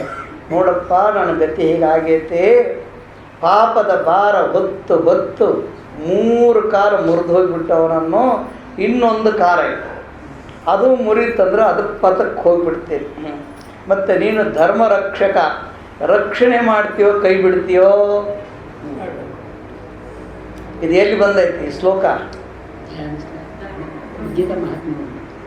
ಯದಾ ಯದಾ ಹಿ ಧರ್ಮಸ್ಯ ಗ್ಲಾನಿರ್ಭವತಿ ಭಾರತ ಅಭ್ಯುತ್ಥಾನಮಧರ್ಮಸ್ಯ ಪರಿತ್ರಾಣಾಯ ಸಾಧೂನಾಂ ವಿನಾಶ ದುಷ್ಕೃತಾಂ ಧರ್ಮ ಸಂಸ್ಥಾಪನಾರ್ಥಾಯ ಸಂಭವಾಮಿ. ಏನು ಗೊತ್ತಾಯ್ತಿಲ್ಲ? ಯಾವಾಗ? ಈ ಯದಾ ಯದಾ ಹಿ ಯಾವಾಗ ಧರ್ಮ ಗ್ಲಾನಿ ಅಂತಾರ. ಗ್ಲಾನಿ ಅಂದ್ರೆ ನಾಶ ಅಂತ ಅರ್ಥ ಮಾಡಬಾರ್ದು. ಧರ್ಮವೂ ನಾಶ ಆಗೋದಿಲ್ಲ, ಅಧರ್ಮವೂ ನಾಶ ಆಗೋದಿಲ್ಲ. ನಾಶ ಆದರೆ ಉತ್ಪತ್ತಿನೇ ಇರೋದಿಲ್ಲ. ಇಡೀ ಬ್ರಹ್ಮಾಂಡ ಧರ್ಮ ಅಧರ್ಮಾದಿಗಳನ್ನು ಆಧಾರ ಮಾಡಿಕೊಂಡದವು. ಅಧರ್ಮ ನಾಶ ಆದರೂ ಬ್ರಹ್ಮಾಂಡ ಇರುವುದಿಲ್ಲ, ಧರ್ಮ ನಾಶ ಆದರೂ ಇರುವುದಿಲ್ಲ. ಒಂದು ನಾಣ್ಯಕ್ಕೆ 2 ಮೈ ಹೌದಲ್ಲ? ಒಂದು ಮೈ ನಾಶ ಆಯ್ತು, ಆ ನಾಣ್ಯ ನಡೀತದ? ಅದು ಕೊಡಾಕುವೆ ತಗೊಂಡು ಏನಾಗೈತಿ? ನಡಿವು ಮಕ್ಕ ಆಯ್ತಲ್ಲ, ನೀನು ನಡೆಸೋಕತ್ತಾರ. ಎರಡೂ ಇರಬೇಕು. ಯಾವುದು ನಡೆಯುವ ಮಖನೂ ಇರಬೇಕು, ನಡೆಯದಿರುವ ಮಖನೂ ಇರಬೇಕು. ಅದಕ್ಕೆ ಒಂದು ನಾಣ್ಯಕ್ಕೆರಡು ಮೈ ಇದ್ದರೆ ಹೇಗದು ಚಲಾವಣೆ ಆಗುತ್ತೋ ಹಾಗಿಲ್ಲೇ ತೋರುವ ಬ್ರಹ್ಮಾಂಡದಲ್ಲಿ ಧರ್ಮವೂ ಇರಬೇಕು, ಅಧರ್ಮವೂ ಇರಬೇಕು. ಅದು ದ್ವಂದ್ವ ಇದ್ದೇ ಇರ್ತೈತಿ. ಅವಾಗ ಏನಾಗುತ್ತೆ, ಅಧರ್ಮ ಹೆಚ್ಚು ತಲೆ ಎತ್ತಿದಾಗ ಧರ್ಮ ತೆಪ್ಪಗಿರ್ತದೆ, ಏನು ಮಾಡೋಕ್ಕಾಗೋದಿಲ್ಲ ಅದು ಧರ್ಮ. ಈಗ ನೀವು ಏನು ಮಾಡ್ತೀರಿ, ನಾವು ಏನು ಹೇಳಿದ್ರೆ ಯಾರು ಕೇಳೋದಿಲ್ಲ ಮಾತು. ಇವ್ರು ಬಂದ್ರಪ್ಪ ಸರ್ವಜ್ಞನ ಮಕ್ಕಳು, ಸತ್ಯ ಹರಿಶ್ಚಂದ್ರನ ಮಕ್ಕಳು, ಇವ್ರು ಹೇಳೋದು ಸತ್ಯ, ನಾವು ಹೇಳೋದು ಸುಳ್ಳೇನು ಅಂತಾರೆ ಅವರು. ಮತ್ತೇನು ಮಾಡೋಕ್ಕಾಗ್ತಾರೆ? ಯಾರು ಕೇಳೋದಿಲ್ಲ.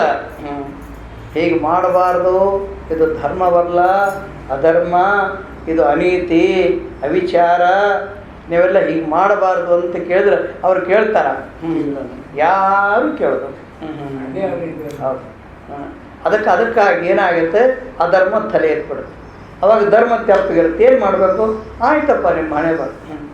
ಅಲ್ಲ, ಮಕ್ಕಳಿಗೆ ಬುದ್ಧಿ ಹೇಳ್ತಿ, ಹೀಗೆ ಮಾಡಬಾರ್ದಪ್ಪ, ನಮ್ಮ ವಂಶಕ್ಕೆ ಅಪಕೀರ್ತಿ, ನಮ್ಮ ವಂಶಕ್ಕೆ ಹಾನಿ, ಒಳ್ಳೆಯವರಾಗಿ ಬಾಳ್ರಿ ಅಂತ ಹೇಳ್ತೀವಿ. ಮುದುಕ ಸುಮ್ ಬಿದ್ದಿರು, ನಿನಗೇನು ಗುರುತಂದ್ರೆ ಏನು ಮಾಡ್ತೀವಿ? ಅವಾಗ ಏನು ಮಾಡ್ತೀವಿ? ದೊಡ್ಡಸಾಕು ಹೋಗ್ತೀಯ, ದಂಡ್ಸೋಕೆ ನಿನ್ನ ದೊಡ್ಡಿಸ್ತಾರ ಅವ್ರು. ಅವಾಗ ಏನು ಮಾಡ್ತಾ, ಹಾಳಾಗಿ ಹೋಗ್ರಪ್ಪ, ನಿಮ್ಮ ಹಣೆ ಬಾರ, ಕೈ ಬಿಡ್ತಿ. ಇಲ್ಲ, ಇದು ಹಾಗೆ ಇದು. ಅದಕ್ಕೆ ಹೇ ಅರ್ಜುನ, ಯಾವಾಗ ಧರ್ಮ ಗ್ಲಾನಿ ಅಂದರೆ ನೋಡು, ಧರ್ಮ ತೆಪ್ಪಗಿರ್ತದೆ, ಅಧರ್ಮ ತಲೆ ಎತ್ಬಿಡ್ತದೆ. ನೋಡಿ, ಎಲ್ಲರೂ ವೇಷ ಭೂಷಣ ಆಚಾರ ವಿಚಾರ ನೀತಿ ಎಲ್ಲವೂ ಕಳೆದ್ಕೊಂಡ್ಬಿಟ್ಟಿವಿ ನಾವು. ಎಲ್ಲವೂ ಕಳೆದ್ಕೊಂಡು ನಾವೇನಾಗ್ಬಿಟ್ಟಿವಿ? ಅವಿಚಾರಿಗಳಾಗ್ಬಿಡ್ತೀವಿ ಒಂದು ಅರ್ಥದಲ್ಲೇ. ನಮ್ಮ ಪವಿತ್ರವಾದ ಸಂಸ್ಕೃತಿಯೇ ನಮಗೆ ಗುರುತಿಲ್ಲ ಅನ್ನೋಷ್ಟು ಮಟ್ಟಿಗೆ ಆಗಿಬಿಟ್ಟಿರ್ತೀವಿ. ಆವಾಗ ಧರ್ಮ ದೇವತೆ ಹೋಗಿ ಕೇಳಿಕೊಂಡಂತ ವಿಷ್ಣುವಿನ, ಅದು ವ್ಯಾಸರೇ ಅನುವಾದ ಮಾಡಿಕೊಂಡಾರ. ಕೇಳಿಕೊಂಡಾಗ, ಆಯ್ತಮ್ಮ ನಾನು ಬರ್ತೀನಿ, ನೀ ಹೋಗು, ನಾನು ಬಂದು ಅಧರ್ಮವನ್ನು ಸಂಹಾರ ಮಾಡ್ತೀನಿ, ಧರ್ಮವನ್ನು ರಕ್ಷಣೆ ಮಾಡ್ತೀನಿ, ಹೋಗು. ಅದಕ್ಕೆ ಆ ನಾರಾಯಣನೇ ಇಲ್ಲಿ ಬಂದಂತ. ಯಾರು? ಒಂದು ಅಂಶದಿಂದ ದೇವಕಿಯ ಗರ್ಭದಲ್ಲಿ ಹುಟ್ಟಿದ್ದಂತ. ಯಾರು? ನಾರಾಯಣನ. ಹಾಂ, ಆವಾಗ ಏನು ಹುಟ್ಟು ಮುಂದೆ ನಾರಾಯಣ ಒಂದು ಕೆಲಸ ಮಾಡಿದ್ನಂತ. ನಾನು ಒಬ್ಬನೇ ಹೋಗಂಗಿಲ್ಲ, ನನಗೆ ಇನ್ನೊಬ್ಬನು ಬೇಕು, ಒಬ್ಬನಿಂದ ಈ ಕಾರ್ಯ ಆಗೋದ್ರೆ ಇನ್ನೊಬ್ಬನು ಬೇಕು. ಆವಾಗ ಏನು ಮಾಡ್ದ, ನೇರವಾಗಿ ವ್ಯಾಸ ಅಲ್ಲಿ ಗವಿ ಇದ್ದಾರೆ. ಎಲ್ಲಿ? ಬದ್ರಿ ಅಂತ ಹೋಗಿರಿ ನೀವು. ಬದ್ರಿ ದಾಟಿ ಹೋದರೆ ಅಲ್ಲೊಂದು 3 ಕಿಲೋಮೀಟರ್ದಲ್ಲಿ ಒಂದು ಊರೈತೆ, ದೊಡ್ಡ ಗವಿ ಇದೆ. ಅದು ಬರೀ ಹಿಮ, ಅದು ವ್ಯಾಸ ಗವಿ ಅಂತ ಹೇಳ್ತಾರೆ, ಹೆಸರು ಹಾಕ್ಯಾರ. ಅಲ್ಲಿ ಕುಂತು ವ್ಯಾಸ ತಪಸ್ಸು ಮಾಡಿದ್ದಂತೆ. ಅವನಿಗೆ ಮೊದಲನೇ ಹೆಸರು ಯಾರು? ಅಪಾಂತತಮ ಎಂಬುವ ಮುನಿ ಅಂತ ಅವನ ಹೆಸರು. ಅಪಾಂತತಮ ಅಂದರೆ ಎಲ್ಲ ತಾಪತ್ರಯಗಳನ್ನು ಕಳ್ಕೊಂಡು ಶಾಂತ ಚಿತ್ತನಾಗಿ ಭಗವದ್ ಧ್ಯಾನದಲ್ಲಿರ್ತಾನವ. ಅದಕ್ಕೆ ಅಪಾಂತತಮ ಎಂಬ ಮುನಿ ಹೆಸರು ಅವನಿಗೆ. ಅಲ್ಲಿಗೆ ಬರ್ತಾನೆ ನಾರಾಯಣ, ಸಗುಣ ರೂಪ ತಾಳಿಕೊಂಡು ಬರ್ತಾನೆ. ಬಂದು ಅವನಿಗೆ ದರ್ಶನ ಕೊಡ್ತಾನೆ. ದರ್ಶನ ಕೊಟ್ಟಾಗ ಅವನು ಕೇಳ್ತಾನೆ, ಯಾಕೆ ಬಂದು? ನಿನ್ನೆ ನಾನು ಸ್ಮರಣೆ ಮಾಡಿಲ್ಲಲ್ಲ, ನನಗೇನು ಬೇಕಿಲ್ಲ, ನೀ ಯಾಕೆ ಬಂದಿ ಅಂತ ಕೇಳ್ತಾನ. ಯಾರು? ಅಪಾಂತತಮ ಎಂಬುವ ಮುನಿ. ಇಲ್ಲಪ್ಪ, ನನ್ನ ಕೆಲಸಕ್ಕಾಗಿ ನಿನ್ನ ಹತ್ರ ಬಂದಿನಂತ ನೋಡಿ. ನಮ್ಮ ಕೆಲಸ ಭಗವಂತನ ಹತ್ರ ಐತೋ ಅಥವಾ ಭಗವಂತ ನಮ್ಮ ಕೆಲಸ ಐತೋ?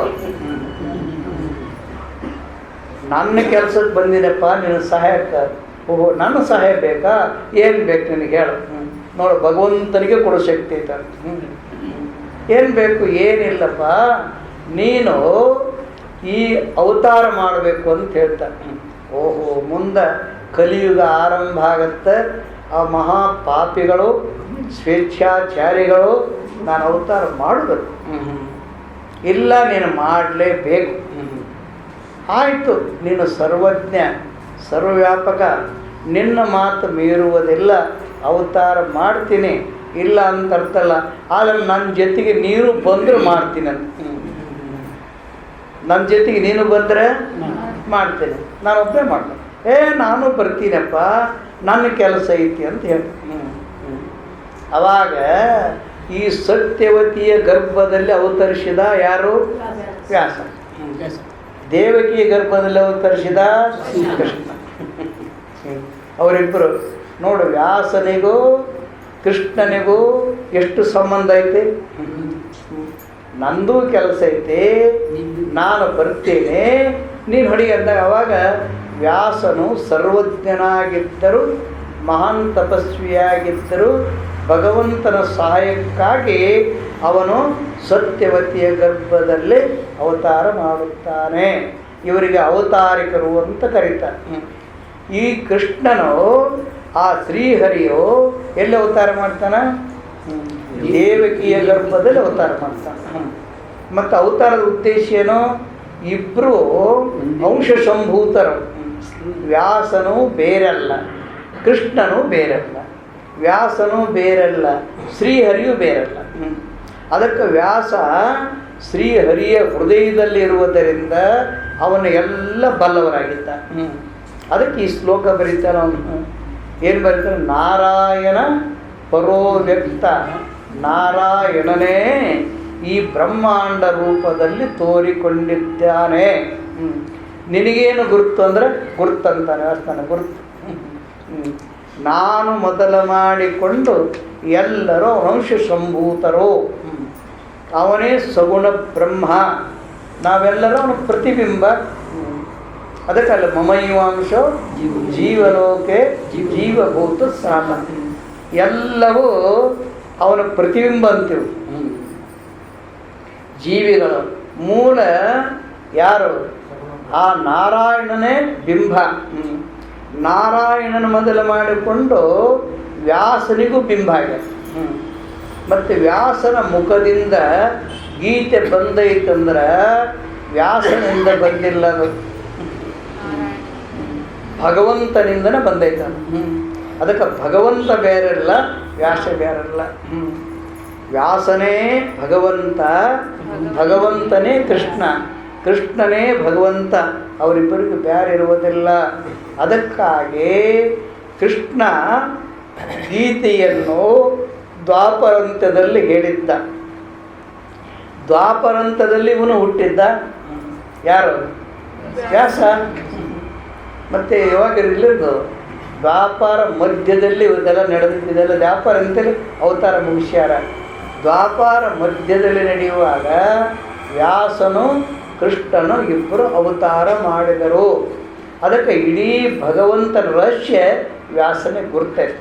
ಅದಕ್ಕೆ ಈ ಮಾತನ್ನು ಬರೀತಾರೆ. ನಾರಾಯಣ ಪರೋ ವ್ಯಕ್ತ ಅಂಡ ಮೌವ್ಯಕ್ತ ಸಂಭವ. ಇಡೀ ಸಂಭವ ಅಂದರೆ ಇಡೀ ಚತುರ್ದಶ ಭುವನವೇ ಅವನ ಗರ್ಭದಲ್ಲಿದೆ.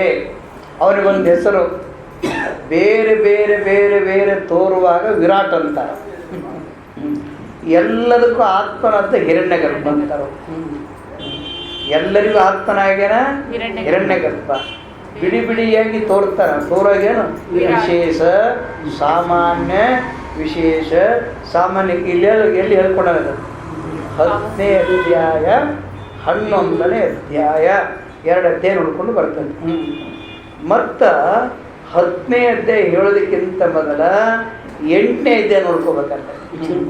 ಹೌದು, 8ನೇ ಅಧ್ಯಾಯದಾಗ ಏನು ಹೇಳ್ತಿದ್ದಲ್ಲೇ? ಅಕ್ಷರ ಪರಬ್ರಹ್ಮ ಯೋಗ. ಅಂದ್ರೆ ಅಕ್ಷರ ಐತಲ್ಲ, ಅದು ಪರಬ್ರಹ್ಮ ಸ್ವರೂಪವೇ. ಅದು ಸಗುಣ ರೂಪ ಅಂತ ತೋರಿಕೊಂಡಾಗ ಅಕ್ಷರ. ಅದರಲ್ಲಿ ಏನು ತೋರ್ತಾವ? ಕ್ಷರ. ಕ್ಷರ ಅಕ್ಷರ ಹೀಗೆ ಅದನ್ನು ತಗೊಳ್ದಲ್ಲೇ 8ನೇ ಅಧ್ಯಾಯದಲ್ಲೇ. ಯಾಕಂತ ಕೇಳಿದಾಗ ಅಕ್ಷರ ರೂಪನಾಗಿರುವ ಸಗುಣ ಬ್ರಹ್ಮನ ಮಾರ್ಗಕ್ಕೆ ಹೋಗ್ತೀವಲ್ಲ, ಅದಕ್ಕೆ ಅಕ್ಷರ ಮಾರ್ಗ ಅಂತ. ಅಂದರೆ ಬೆಳಕು ಅಂತ ಅರ್ಥ. ಇನ್ನು ಅವನಲ್ಲಿ ತೋರಿಕೊಳ್ಳುವ ದೇವತೆಗಳಂತ ಇರ್ತಾರಲ್ಲ, 63 ಕೋಟಿ ದೇವತೆಗಳಲ್ಲ, ಅದಕ್ಕೆ ಧೂಮ ಮಾರ್ಗ ಅಂತಾರೆ. ಧೂಮ ಅಂದ್ರೆ ಹೊಗೆ, ಹೊಗೆ ಅಂದ್ರೆ ಕತ್ಲೆ. ಅವರು ಹೌದು, ಆ ದೇವತಾ ಆರಾಧನೆ ಮಾಡಿ ನಾವು ಫಲ ಹೊಂತೀವಲ್ಲ, ಅದನ್ನು ಇನ್ನೊಂದು ಕಡೆಗೆ ಕ್ಷೀಣೆ ಪುಣ್ಯ ಮೃತ್ಯಲೋಕಂ ವಿಶಂತಿ ಅಂತ ತಗೊಂಡ್ರು. ಇದೆಲ್ಲ ಗೀತೆಯ ರಹಸ್ಯ ಬಂದು ಹೋಗಿರ್ತದೆ. ಅದ್ರಾಗೆಲ್ಲ ಇಡೀ ಭಗವದ್ಗೀತೆ ರಹಸ್ಯ ಶ್ಲೋಕ ಬಂದಿರ್ತೈತೆ. ಕ್ಷೀಣೆ ಪುಣ್ಯ ಮೃತ್ಯಲೋಕಂ ವಿಶಂತಿ. ಬಿಡಿ ಬಿಡಿಯಾದ ದೇವತೆಗಳನ್ನು ನಾವು ಆರಾಧಿಸಿ ಫಲ ಹೊಂದಿದರೆ ಆ ಫಲ ಇರುವತನ ಆ ಲೋಕದಲ್ಲಿರ್ತೀವಿ. ಫಲ ತೀರ್ತಂದ್ರೆ ಮತ್ತೆ ಇಲ್ಲಿ ಬರಬೇಕು, ಗರ್ಭಕ್ಕೆ ಹೊರಗೆ ಬರಬೇಕು. ಮತ್ತು ಎಲ್ಲ ದೇವತೆಗಳನ್ನು ತನ್ನ ಗರ್ಭದಲ್ಲಿಟ್ಟುಕೊಂಡವನು ಯಾರು? ಹಿರಣ್ಯಗರ್ಭ. ಎಲ್ಲ ದೇವತಾ ರೂಪದಲ್ಲಿ ತೋರನು ವಿರಾಟ. ವಿರಾಟ ಪುರುಷನನ್ನು ಹಿರಣ್ಯಗರ್ಭ ತನ್ನ ಗರ್ಭದಲ್ಲಿಟ್ಟುಕೊಂಡನ. ಆ ಹಿರಣ್ಯಗರ್ಭ ಉಪಾಸನೆ ಅಂತ ಒಂದೈತಿ. ಅದಕ್ಕೆ ಬ್ರಹ್ಮೋಪಾಸನೆ, ಅವ್ಯಕ್ತ ಉಪಾಸನೆ, ಮಹಾಪ್ರಾಣ ಉಪಾಸನೆ, ಹಿರಣ್ಯಗರ್ಭ ಉಪಾಸನೆ ಅಂತ ಹೆಸರು. ಆ ಉಪಾಸನೆ ಮಾಡಿದರೆ ಬ್ರಹ್ಮಲೋಕಕ್ಕೆ ಹೋಗ್ತಾನೆ. ಬ್ರಹ್ಮಲೋಕಕ್ಕೆ ಹೋಗಿ ಎಷ್ಟು ದಿವಸ ಇರ್ತಾನೆ ಅಂದರೆ 1 ಕಲ್ಪ ಪರ್ಯಂತ ಇರ್ತಾನೆ. 1 ಕಲ್ಪ ಅಂದರೆ ಎಷ್ಟು ದಿವಸ? ಆ ಸಗುಣ ಬ್ರಹ್ಮನಿಗೂ 100 ವರ್ಷ ಆಯುಷ್ಯ ಅಂತ ಅವನಿಗೆ. ನಮಗೆ ಆಗ 100 ವರ್ಷ ಆಯುಷ್ಯವೋ ಅವನಿಗೆ 100 ವರ್ಷ ಆಯುಷ್ಯ. ಅದಕ್ಕೆ ಅಕ್ಷರ ಪುರುಷ ಅಂತ ಕರೀತಾರೆ. ಅಕ್ಷರ ಪುರುಷ ಅಂದ್ರೆ ಅವನೇ, ಅವ್ಯಕ್ತ ಅಂದ್ರೆ ಅವನೇ, ಜಗದ್ಬೀಜ ಅಂದ್ರೆ ಅವನೇ. ಅವನಿಗೆ ಮತ್ತೆ ಏನಂತೆ ಹಿರಣ್ಯಗರ್ಭ ಅಂದ್ರೆ ಅವನೇ ನೋಡಿ ಹೆಸರು. 20 ಹೆಸರು ಕೊಟ್ಟಿರ್ತಾರೆ ಆಚಾರ್ಯರು. ಅವನು ಎಲ್ಲಿವರೆಗೆ ಇರ್ತಾನಂದ್ರೆ ಈ ಪ್ರಪಂಚ ಎಲ್ಲಿವರೆಗೆ ಇರ್ತಾನೆ ಅಲ್ಲಿವರೆಗೆ ಇರ್ತಾನೆ. ಪ್ರಪಂಚದ ಕೂಡ ಪ್ರಳಯ ಆಗಿಬಿಡ್ತಾನೆ. ಮುಕ್ತನಾಗಿ ಹೋಗಿಬಿಡ್ತಾನವ.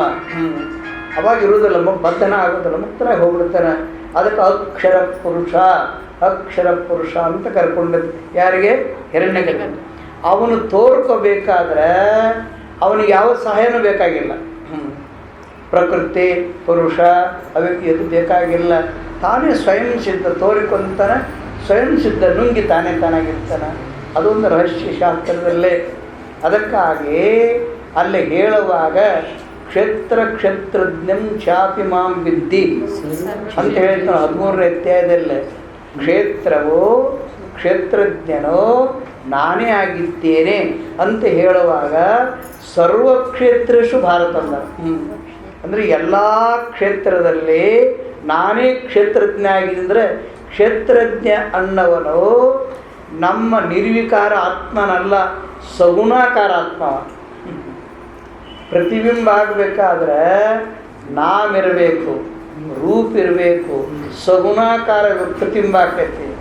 ನಾಮ ರೂಪ ಇಲ್ಲದೆ, ಗುಣ ಇಲ್ಲದೆ, ಆಕಾರ ಇಲ್ಲದೆ ಪ್ರತಿಬಿಂಬ ಆಗೋದಿಲ್ಲ. ಪ್ರತಿಬಿಂಬ ಆಗಬೇಕಾದ್ರೆ ನಾಮ ರೂಪ, ಆ ಸಗುಣ ರೂಪ ಇರಬೇಕು, ಪ್ರತಿಬಿಂಬ ಆಗುತ್ತೆ. ಅದಕ್ಕೆ ನಾನೇ ಇಲ್ಲಿ ತೋರಿಕೊಂತೀನಿ ಅಂದಮೇಲೆ ಸಗುಣ ಬ್ರಹ್ಮ ಅಂತ ಗ್ರಹಿಸ್ಬೇಕು. ಎಲ್ಲ ಕ್ಷೇತ್ರಗಳಲ್ಲಿ ನಾನೇ ಕ್ಷೇತ್ರಜ್ಞನಾಗಿದ್ದೇನೆ. ಆ ಉಪಾಸನೆ ಮಾಡಿದರೆ 1 ಕಲ್ಪ ಇರ್ತಾರಂತ. ನಾವು 1 ಕಲ್ಪದ ಲೆಕ್ಕ ಕೊಡ್ತಾರೆ ಮಹಾಭಾರತದಲ್ಲಿ. ಎಷ್ಟು? ಇಡೀ ಪ್ರಪಂಚ ಐತಲ್ಲಿದು. ಇದಕ್ಕೆ 4 ಯುಗ. ಹೌದಾ? ಯಾವುದು? ಕೃತ, ತ್ರೇತ, ದ್ವಾಪರ, ಕಲಿಯುಗ. 4 ಯುಗಗಳಿಂದ ಕೂಡಿಕೊಂಡೈತಲ್ಲ. ಎಷ್ಟು ಲಕ್ಷ ವರ್ಷ ಆಕ್ಕವು? 4 ಯುಗಗಳ ಲೆಕ್ಕ ಮಾಡಿದ್ರೆ ಇವು ಎಷ್ಟು ವರ್ಷ ಆಕ್ಕವು? ಲೆಕ್ಕ ಮಾಡಿರೇನು? 43 ವರ್ಷ ಆಕ್ಕವ ನೋಡು. 43 ಲಕ್ಷ ವರ್ಷ. 43 ಲಕ್ಷ ವರ್ಷ ಆದರೆ ಎಷ್ಟಾಗ್ತದೆ? 1 ಲಕ್ಷಕ್ಕೆ ಎಷ್ಟು 100? 43 ಲಕ್ಷ ವರ್ಷ ಆಗತ್ತೆ. 43 ಲಕ್ಷ ವರ್ಷ ಐತಲ್ಲ, ಇಡೀ ಬ್ರಹ್ಮಾಂಡವೇ ಇದು 1,000 ಸಾರಿ ತಿರುಗಬೇಕಂತ. ವರ್ಷ ಅಂತ ಲೆಕ್ಕಲ್ಲ. 43 ಲಕ್ಷ ವರ್ಷದಿಂದ ಕೂಡಿಕೊಂಡವ ಹಿರಣ್ಯ ಗರ್ಭನ ಆಯುಷ್ಯ. ಅವನಿಗೆ 100 ವರ್ಷ ಆಯುಷ್ಯ. 100 ವರ್ಷ ಲೆಕ್ಕ ಹೇಳುವಾಗ ಏನು ಹೇಳ್ತಾರೆ, 1,000 ಸಾರಿ ತಿರುಗಿದ್ರೆ ಅವನಿಗೆ 12 ಗಂಟೆ ಒಂದು ಹಗಲಾಗತ್ತಂತ ನೋಡಿ ಹಿರಣ್ಯ ಗರ್ಭನಿಗೆ. ಇದು ಇಡೀ ಬ್ರಹ್ಮಾಂಡ 2,000 ಸಾರಿ ತಿರುಗಿದ್ರೆ ಒಂದು ದಿನ ಆಗತ್ತಂತ, 24 ಗಂಟೆ ಒಂದು ದಿನ. ನಮಗೆ 1 ವರ್ಷಕ್ಕೆ ಎಷ್ಟು ದಿವಸ? 365. ಅವನಿಗೆ ಲೆಕ್ಕ ಹಾಕು. ಅವನ ಅಕ್ಷರ ಪುರುಷ ಅಷ್ಟು ಇರ್ತಾನಂತ. ಅಲ್ಲಿವರೆಗೂ ಹಿರಣ್ಯ ಗರ್ಭ ಉಪಾಸಕನ ಅಲ್ಲಿ ಹೋಗಿರ್ತಾನೆ ಅವನ ಜೊತೆಗೆ. ಹೇಗೆ ಮಿನಿಸ್ಟ್ರ್ ಜೊತೆಗೆ ಒಬ್ರು ಇರ್ತಾರೆ ನೋಡ್ರಿ, ಅವ್ನಿಗೇನಂತಾರೆ ಪಿ ಎ ಮತ್ತೆ ಅವನ ಜೊತೆಗೇ ಇರ್ತಾರೆ, ಅವರೇ ಬರೀತಾರೆ, ಅವರೇ ಹೇಳಿಕೊಡ್ತಾರೆ, ಎಲ್ಲ ಅವನೇ ಮಾಡ್ತಾನೆ. ಆದರೆ ಅವನಿಗೆ ಅವನ ಜೊತೆಗೆ ಊಟ ಮಾಡ್ತಾನೆ, ಎಲ್ಲ ಮಾಡ್ತಾನೆ. ಆದರೆ ಕಾನೂನು ಜಾರಿ ಮಾಡೋ ಯೋಗ್ಯತೆ ಅವನಿಗಿರ್ಬೋದು, ಮಿನಿಸ್ಟರ್ ಮಾಡಬೇಕು. ಹಾಗೆ ಹಿರಣ್ಯ ಗರ್ಭನ ಜೊತೆಗಿರ್ತಾನೆ ಉಪಾಸಕ. ಹಿರಣ್ಯ ಜೊತೆ ಇದ್ದು ಸೃಷ್ಟಿ ಮಾಡುವ ಅಧಿಕಾರ ಅವನಿಗಿರ್ಬೋದು. ಹಾಗೆ ಇರಬೇಕು. ಅಲ್ಲಿದ್ದು ಎಲ್ಲವೂ ನೋಡ್ತಾನಂತ. ನಮ್ಮ ಅಕ್ಕ, ತಂಗಿ, ಅಜ್ಜಿಯ ತಾಯಿ ಎಲ್ಲಿ ಹುಟ್ಟ್ಯಾರ, ಎಲ್ಲಿದಾರ, ಏನು ಮಾಡ್ತಾರ, ಈಗ ಎಲ್ಲೆಲ್ಲಿ ಜನ್ಮ ತಾಳ್ಯಾರ ಎಲ್ಲ ನೋಡ್ಬೋದು ಅಂದ್ಕೊಂಡು. ಯಾಕದು ಬ್ರಹ್ಮಾಂಡ ಅದರು ಇದರ ಆ ಕಡೆ ಐತೆ ಅಂತದ ಆ ಹಿರಣ್ಯ ಗರ್ಭ. ಮತ್ತು ನಮ್ಮ ಹೊಟ್ಟೆ ಐತಲ್ಲ, ನಮ್ಮ ಹೊಟ್ಟೆಗೆ ನಾವು ಅದೀವೇನು? ನಮ್ಮ ಹೊಟ್ಟೆಗೆ ನಾವಿದ್ರೆ ಗುರ್ತನ ಆಗ್ತಿದ್ದಿಲ್ಲ. ಹೊಟ್ಟೆ ನಮಗೆ ಉಪಾಧಿ ಆಗೈತೆ, ನಾವು ಉಪಯುಕ್ತ ಹೊಟ್ಟೆಗಿಂತ ಬೇರೆ ಆಗಿದ್ದೀವಿ ನಾವು. ಅದರಂತೆ ಆ ಹಿರಣ್ಯ ಗರ್ಭ ಬ್ರಹ್ಮಾಂಡದ ಒಳಗಿಲ್ಲ, ಇಡೀ ಬ್ರಹ್ಮಾಂಡವೇ ಅವನಿಗೊಂದು ಉದರ ಆಗೈತಂತ. ಅದ್ರ ಹೊಟ್ಟೆ ಆಗಿದ್ದೀವಂತ ನಾವು. ಏನೋ ಡಾಕ್ಟ್ರ್ ಹತ್ರ ಹೋದ್ರೆ ನಮ್ಮ ಹೊಟ್ಟೆಯಲ್ಲಿ ಬ್ಯಾಕ್ಟೀರಿಯಮ್ ಅದಾವೆ, ಎಲ್ಲ ಹುಳಗಳ ಗುಂಪಿನೇ. ಆ ಹುಳಗಳ ಗುಂಪಿ ಹೇಗೆ ನಮ್ಮ ಹೊಟ್ಟೆಗೆ ಅದಾವ, ಎಲ್ಲರ ಹೊಟ್ಟೆಗೆ ಅದಾವ. ಗವರ್ನರ್ ಹೊಟ್ಟೆಗೂ ಅದಾವು, ಮಿನಿಸ್ಟ್ರ್ ಹೊಟ್ಟೆಯಾಗ ಅದಾವು, ಶ್ರೀಮಂತರು, ಬಡವರು, ಸ್ತ್ರೀಯರು, ಪುರುಷರು, ಪಶು ಪಕ್ಷಿಗಳು ಎಲ್ಲರ ಹೊಟ್ಟೆಗಿರೋದೇನು ಬ್ಯಾಕ್ಟೀರಿಯಾ. ಅವಕ್ಕೆ ಗುರುತಿಲ್ಲ. ನಾನು ಗವರ್ನರ್ ಹೊಟ್ಟೆಯಾಗದ್ದೀನಿ, ನಾನು ಯಾರಿಗೇನು ಕಡಿಮೆ ಅಂತ ಅವ್ಗೆ ಗುರುತಿಲ್ಲ. ನಾನೊಬ್ಬ ಭಿಕ್ಷುಕನ ಹೊಟ್ಟೆಯಾಗದ್ದೀನಿ, ನಾ ಅತ್ಯಂತ ಕೀಳು ಅಂತ ಗುರುತಿಲ್ಲ ಅವಕ್ಕೆ. ಮತ್ತು ಎಲ್ಲಿ ಅದಾವ? ಹೊಟ್ಟೆಯಾಗದಾವ, ಗುರುತಿಲ್ಲ ಅವಕ್ಕೆ. ಅದರಂತೆ ನಾವು ಹಿರಣ್ಯ ಗರ್ಭನ ಹೊಟ್ಟೆಯಾಗದೀವಿ ನಾವೆಲ್ಲರೂ, ಆದರೆ ಹಿರಣ್ಯ ಗರ್ಭ ಅಂತ ಗೊತ್ತಿಲ್ಲ ನಮಗೆ. ನಾವೊಂದು ಬ್ಯಾಕ್ಟೀರಿಯಮ್ ಇದ್ದಂಗೆ ಹಿರಣ್ಯ ಗರ್ಭನ ಹೊಟ್ಟೆಯಲ್ಲಿದ್ದೀವಿ. ಇಡೀ ನಮ್ಮ ಸ್ವರೂಪ ಹಿರಣ್ಯ ಗರ್ಭ ಅಂತ ಗೊತ್ತಿಲ್ಲ. ಅಂಥ ಹಿರಣ್ಯ ಗರ್ಭನ ಸ್ವರೂಪವೇ ಗುರುತಿಲ್ಲದಿರುವಾಗ ಹಿರಣ್ಯ ಗರ್ಭನಿಗೂ ಆತ್ಮನಾಗಿರೋ ನಿನ್ಗೆ ಗುರ್ತಾಕತಿ. ಶಾಸ್ತ್ರ ಅಂದ್ರೆ ಮಕ್ಕಳಾಟ ಅಂತ ತಿಳ್ಕೊಬಾರ್ದು. ಎಲ್ಲವರಿಗೆ ಏನು ಗುರ್ತೈತಿ ಮಣ್ಣಾಗ, ಅದೇನು ಅರ್ಥ ಮಾಡಬಲ್ಲ, ಏನು ಹೇಳಬಲ್ಲ ಹುಚ್ಚ. ಅದಕ್ಕೆ ದೊಡ್ಡ ಅಭ್ಯಾಸ ಬೇಕು, ಬಲ್ಲವರ ಗ್ರೈಡ್ ಬೇಕು, ಭಾಷಾಜ್ಞಾನ ಇರಬೇಕು, ಮೂಲ ಸಂಸ್ಕೃತ ಪರಿಜ್ಞಾನ ಇರಬೇಕು. ಇಲ್ಲದೇ ಇದ್ರೆ ಏನಾಗತ್ತೆ, ಅದರ ಅರ್ಥ ಆಗೋದಿಲ್ಲ. ನೋಡಿಲ್ಲೇ ಹೇಗ ನಾರಾಯಣ ಪರೋವ್ಯಕ್ತ ಅಂಡಂ ಅವ್ಯಕ್ತಂ. ವ್ಯಕ್ತ ಅಂದರೆ ತೋರುವುದು, ಅವ್ಯಕ್ತ ಅಂದರೆ ತೋರದಿರುವುದು. ತೋರದಿರುವುದು ಯಾವುದು? ಆ ಹಿರಣ್ಯ ಗರ್ಭ ತೋರಂಗಿಲ್ಲ, ಎಲ್ಲ ತಾನು ಹೊಟ್ಟೆಗೆ ಇಟ್ಕೊಳ್ಳೋಣ. ಇವನು ಸಗುಣ ಬ್ರಹ್ಮ. ಇವನು ಯಾರು ಅಂತ ಕೇಳಿದಾಗ ನಾರಾಯಣ, ಅವನೇ ಕೃಷ್ಣ, ರಾಮ, ಬುದ್ಧ, ಅನೇಕ ಜನರ ರೂಪ ಅವಂದೇ, ಎಲ್ಲ ರೂಪ ಅವಂದೇ. ಅವನು ಇಟ್ಕೊಂಡ ಎಲ್ಲ ಅವನು ಹೊಟ್ಟೆಗೆ ಇಟ್ಕೊಂಡನಂದ್ರೆ ಆ ಹಿರಣ್ಯ ಗರ್ಭದನಲ್ಲ. ಅವನ್ನ ಯಾರು ಬಲ್ಲವರು ನೋಡು, ಮಹಾನ್ ತಪಸ್ವಿಯಾಗಿರುವ ವ್ಯಾಸನ ಗುರುತಾಗಿತ್ತು. ಗುರುತಾಗಿ ಮುಂದಿನ ಶ್ಲೋಕ ಬರೀತಾನ. ಯಾವುದು? ಅಂಡಸ್ಥ ಇಮೇ ಲೋಕಾಹ. ಅಂಡ ಅಸ್ಥ ಅಂದರೆ ಏನು? ಎಲ್ಲ ಬ್ರಹ್ಮಾಂಡವು, ಈ ಲೋಕ ಎಲ್ಲವೂ ಅವನಲ್ಲೇ ಐತಲ್ಲ. ಎಲ್ಲೇ? ಸಗುಣ ರೂಪನಾಗಿರುವ ಪರಮಾತ್ಮನಲ್ಲೇ ಐತಿ ಅಂತ ಅರ್ಥ. ಸಗುಣ ರೂಪನಾಗಿರುವ ಪರಮಾತ್ಮನಲ್ಲೇ ಇರುವುದರಿಂದ ಅದು ಪರಮಾತ್ಮನ ಸ್ವರೂಪವಾಗಿದೆ, ಪರಮಾತ್ಮನಕ್ಕಿಂತ ಬೇರೆಯಾಗಿಲ್ಲ. ಇದನ್ನು ವ್ಯಾಸ ಬಲ್ಲವನು. ಇಡೀ ಪರಮಾತ್ಮನ ಸ್ವರೂಪವೇ ನನ್ನ ಸ್ವರೂಪ, ನನ್ನ ಸ್ವರೂಪದಲ್ಲೇ ಇದು ಪರಮಾತ್ಮನ ತೋರಿಕೊಳ್ಳುತ್ತಾನೆ, ಪರಮಾತ್ಮನ ತೋರಿಕೊಳ್ಳುತ್ತಾರಂತೆ ವ್ಯಾಸನಿಗೆ ಆ ಜ್ಞಾನ ಇರುವುದರಿಂದ ಅದಕ್ಕೆ ಲೋಕಾಹ ಸಪ್ತ ದೀಪಾಚ ಮೇದಿನಿ ಅಂತ ಇರುತ್ತೆ. ಲೋಕಾಹ ಅಂದರೆ 14 ಲೋಕಗಳು, 7 ದ್ವೀಪಗಳು, 9 ರಾಷ್ಟ್ರಗಳು. ಕೊನೆಗೆ ಹೇಳುವಾಗ ಯಾವುದು ಇಲ್ಲಿ ಮೇದಿನಿ, ಭೂಮಿ, ಜಲ, ಅಗ್ನಿ, ವಾಯು ಮತ್ತು ಆಕಾಶ, ಸೂರ್ಯ, ಚಂದ್ರ, ನಕ್ಷತ್ರ, ವಿದ್ಯುತ್ ದೀಪಾದಿಗಳು ಎಲ್ಲವೂ ಅವನ ರೂಪ ನೋಡುವ. ಯಾರ ರೂಪ?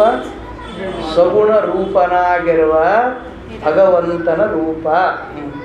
ಈಗ ನಾವು ಸಪ್ತದ್ವೀಪ, ನವಖಂಡಗಳು, 9 ಖಂಡ ಅಂದ್ರೇನು ಅರ್ಥ? ಮಾಂಸ ಅಂತ ಅರ್ಥವಲ್ಲ. ಈಗ ಅದಾವಲ್ಲ ಅಮೇರಿಕಾ, ಭಾಗಗಳು, ಅವು ಇಡೀ ಇರುವುದೇ ಸಾಗರ. ಸುತ್ತ ಕಡೆ ನೋಡಿ ನೀನು, ಸುತ್ತ ಕಡೆ ಸಾಗರ ಇರುವುದು. ಲೆಕ್ಕ ಹಾಕಿದ್ರೆ ಒಂದು 25,000 ಕಿಲೋಮೀಟ್ರ್ ಇಷ್ಟಾಗದೀವಿ ನಾವು. ಎತ್ತು ಹೋದರೂ ಸಾಗರನೇ ನೋಡಿ. ಈ ಕಡೆ ಹೋಗು ಉತ್ತರ ಇಂಡಿಯಾ, ಅಲ್ಲಿಯೂ ಸಾಗರ, ಇಲ್ಲಿ ಹೋಗು ಎಲ್ಲ ಕಡೆಗೂ ಸಾಗರ, ಮಧ್ಯದಲ್ಲಿದೊಂದು ಗಡ್ಡೆ. ಇಂಥವು ಅಮೇರಿಕಾ, ರಷ್ಯಾ, ಜಪಾನ್, ಅದರಲ್ಲಿ ಒಂದೊಂದು 2 ಸೇರಿಕೊಂಡಿರ್ತಾವೆ. ಪೂರ್ವ ಜಪಾನ್, ಉತ್ತರ ಜಪಾನ್. ಆ ಚೈನಾದಲ್ಲಿ ಹಾಗೆ ಸೇರಿಕೊಂಡಿರ್ತಾವೆ. ಇಲ್ಲಿ ನಮ್ಮಲ್ಲಿ ಬರತಕ್ಕಂಥ ಎಷ್ಟು ಸೇರವ, ಜಪಾನ್ ಕೂಡ ಪೂರ್ವ ಜಪಾನ್ ಸೇರ್ಕೊಂಡ್ಬಿಟ್ಟು ಎಷ್ಟು ಸೇರ್ಕೊಂಡಿರ್ತೀವಲ್ಲ. ಇವಕ್ಕೆಲ್ಲ ಏನಂತಾರ ನವಖಂಡಗಳು. ಅದ್ರಾಗ ಸಪ್ತದ್ವೀಪ.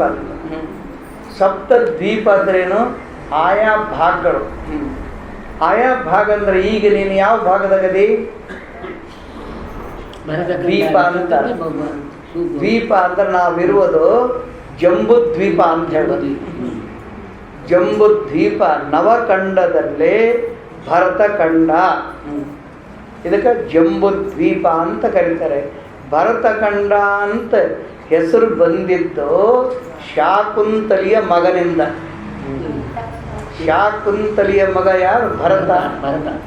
ಭರತನು ಭೂಮಿಯನ್ನು ಆಡಿ ಪವಿತ್ರಗೊಳಿಸಿದ ಭರತಖಂಡ ಅಂತ ಹೆಸರು ಬಂದು. ಇವೆಲ್ಲ ಒಂದು ಐತಿಹಾಸಿಕವಾಗಿ, ಪುರಾಣವಾಗಿ, ತತ್ವಶಾಸ್ತ್ರವನ್ನು ಗ್ರಹಿಸುವಾಗ ಅವು ಎಲ್ಲವನ್ನು ಗ್ರಹಿಸ್ತಾರೆ. ಅದಕ್ಕಾಗಿ ಇಲ್ಲೇ ವ್ಯಾಸನು ಗೀತೆಯನ್ನು ಬರೆದ. ಯಾರ್ದು ಬರೆದ ಗೀತೆ? ಯಾರ್ದು?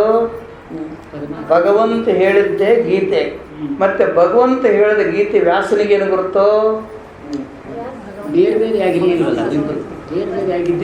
ಭಗವಂತನ ಗರ್ಭದಲ್ಲೇ ವ್ಯಾಸನ.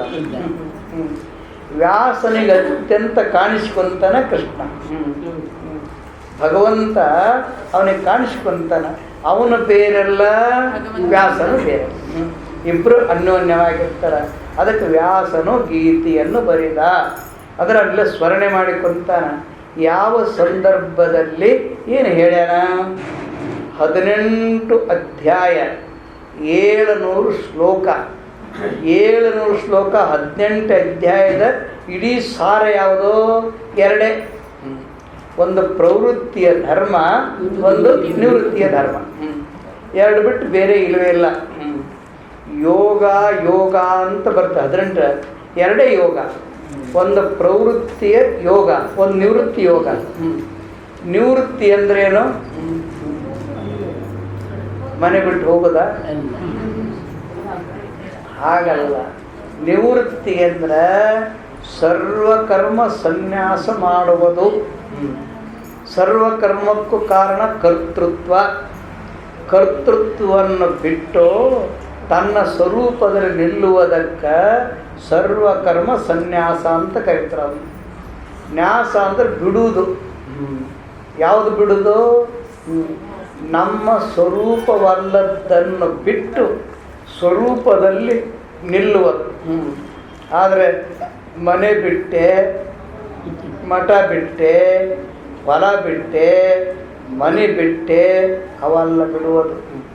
ಇಡೀ ಅಂತಃಕರಣದಲ್ಲಿರುವ ಅಭಿಮಾನವನ್ನೇ ಕಳಚಿಕೊಳ್ಳೋದಕ್ಕೆ ಎಲ್ಲ ಕರ್ಮಕ್ಕೂ ಅಂತಃಕರಣವೇ ಕಾರಣ. ಅಂತಃಕರಣದಲ್ಲಿ ಅಭಿಮಾನ ಇಟ್ಕೊಂಡ್ರೆ ಕರ್ತೃ ಆಗಿಬಿಡ್ತೀವಿ. ಆ ಕರ್ತೃವೇ ಕರ್ಮಕ್ಕೆ ಕಾರಣ. ಆ ಕರ್ತೃತ್ವ ಕಳಿಸಿಕೊಳ್ಳುವುದೇ ಅಕರ್ತೃತ್ವ.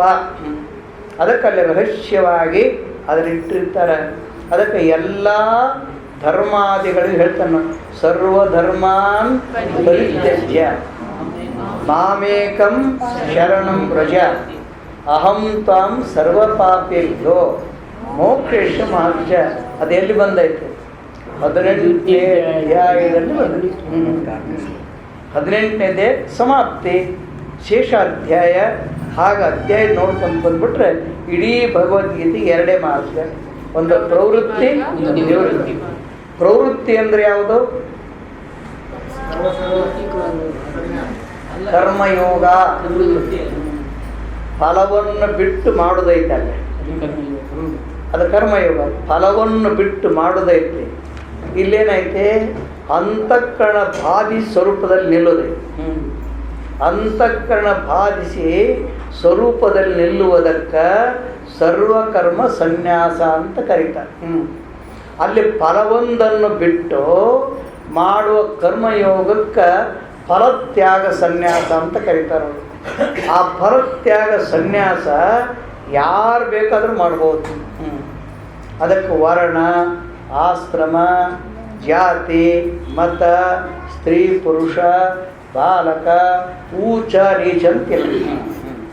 ಸರ್ವಕರ್ಮ ಸನ್ಯಾಸ ಯಾರು ಬೇಕಾದ್ರೂ ಮಾಡ್ಬೇಕಲ್ಲ ಸ್ವಾಮೀಜಿ. ಪ್ರತಿಯೊಬ್ರು ಮಾಡಲೇಬೇಕು. ಅದೇ ಮತ್ತೆ ಯಾರು ಬೇಕಾದ್ರೆ ಅಂದ್ರೆ ಪ್ರತಿಯೊಬ್ಬರು ಮಾಡಬಹುದು. ಅಲ್ಲಿ ಯಾವುದೇ ಹೇಳಂಗಿಲ್ಲ. ಅದು ವಿಧಿನೂ ಬರುವುದಿಲ್ಲ. ಅಲ್ಲೇ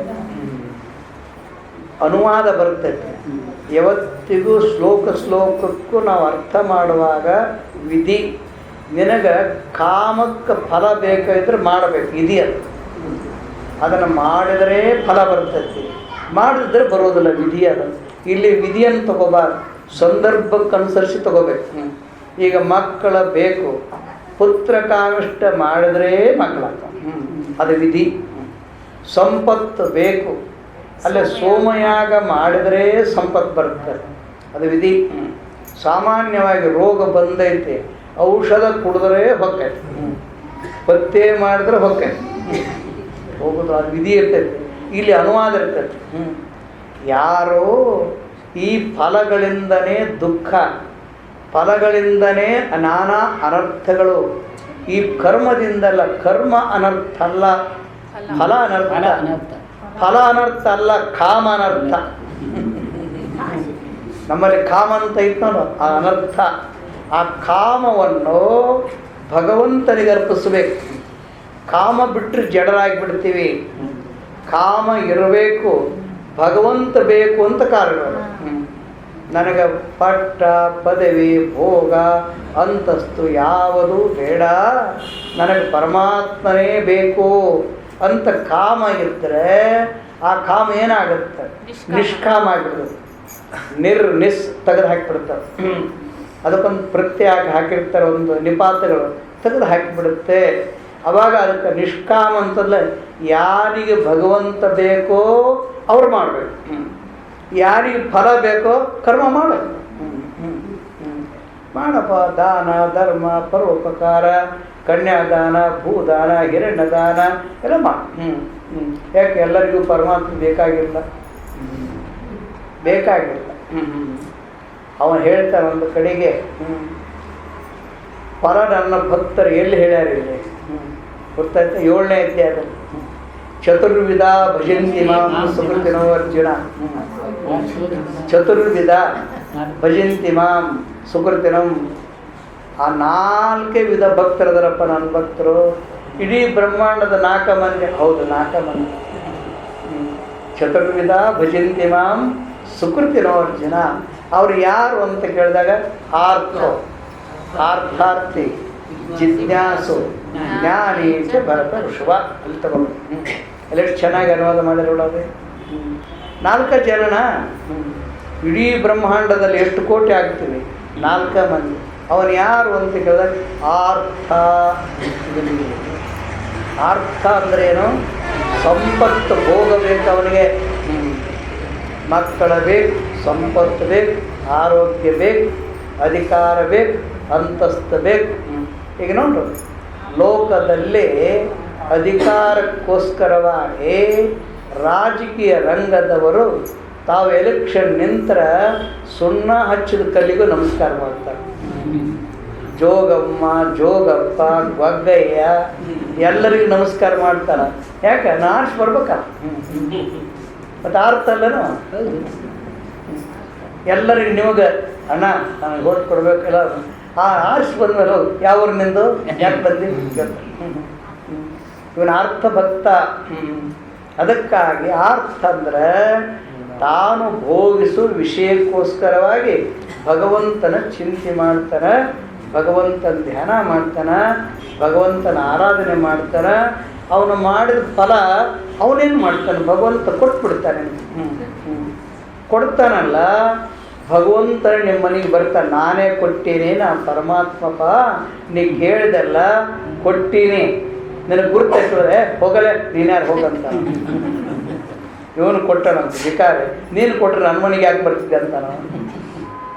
ಇವನು ಆರ್ಥ ಭಕ್ತ ಒಂದು.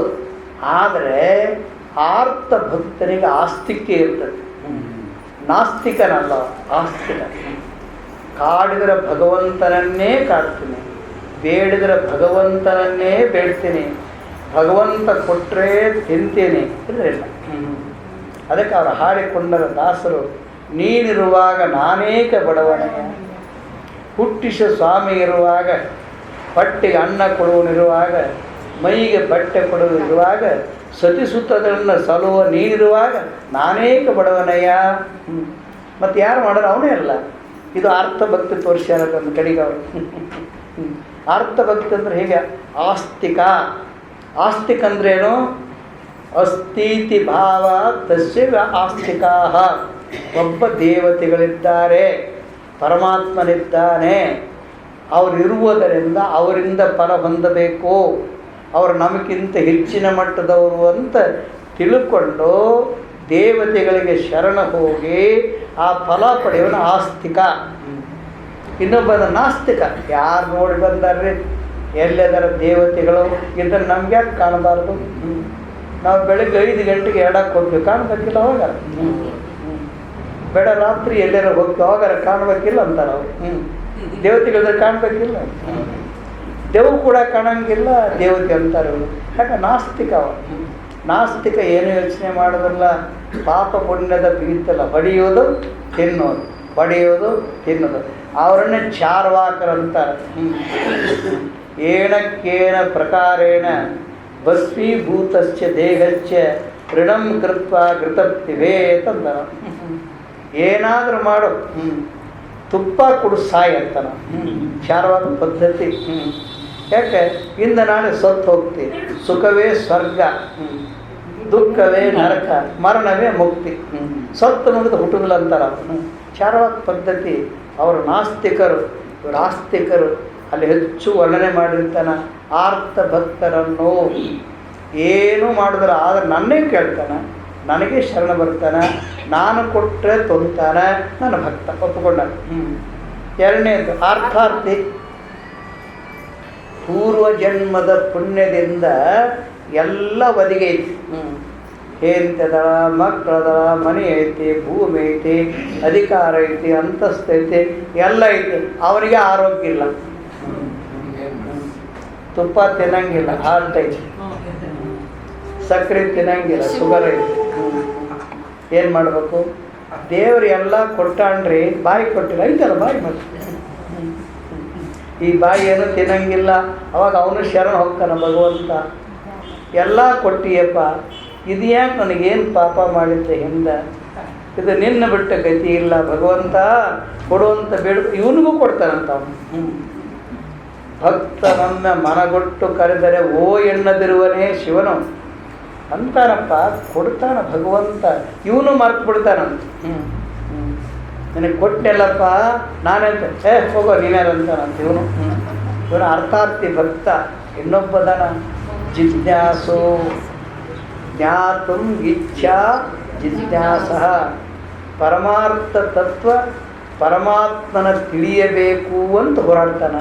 ಅವನಿಗೆ ಇಹಲೋಕದ ಸುಖವೂ ಬೇಕಿಲ್ಲ, ಪರಲೋಕದ ಸುಖವೂ ಬೇಕಾಗಿಲ್ಲ, ಅಧಿಕಾರ ಅಂತಸ್ತು ಭೋಗ ಭಾಗ್ಯವು ಬೇಕಿಲ್ಲ. ಅವ್ರಿಗೇನು ಬೇಕಾಗೈತಿ?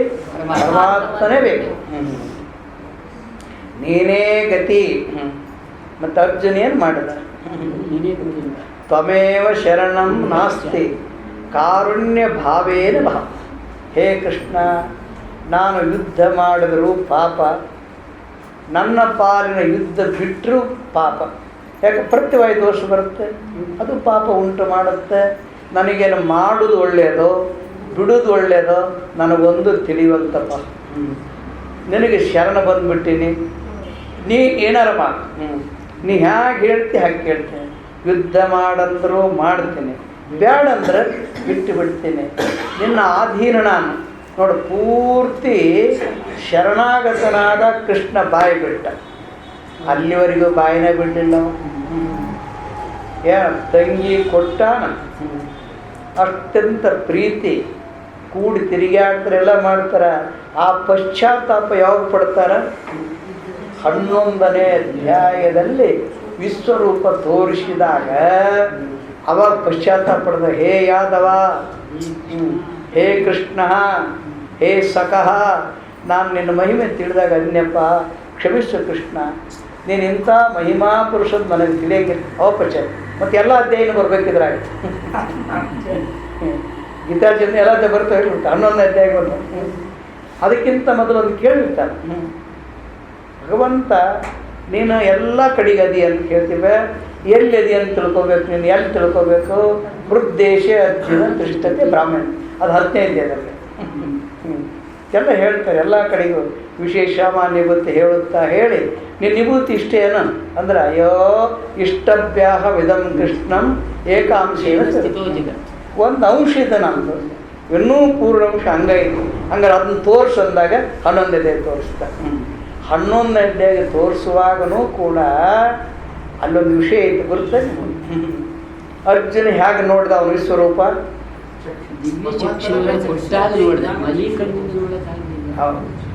ದಿವ್ಯಂ ದದಾಮಿ ತೇ ಚಕ್ಷು. ಈ ಕಣ್ಣಿನಿಂದ ನೋಡೋಕ್ಕಾಗೋದಿಲ್ಲಪ್ಪ, ನಾನೊಂದು ದಿವ್ಯವಾದ ಕಣ್ಣು ಕೊಡ್ತೀನಿ ನೋಡು. ದಿವ್ಯ ಕಣ್ಣಂದ್ರೆ ಯಾವುದು? ದೀಪಾಚಿ ನೋಡೋದನ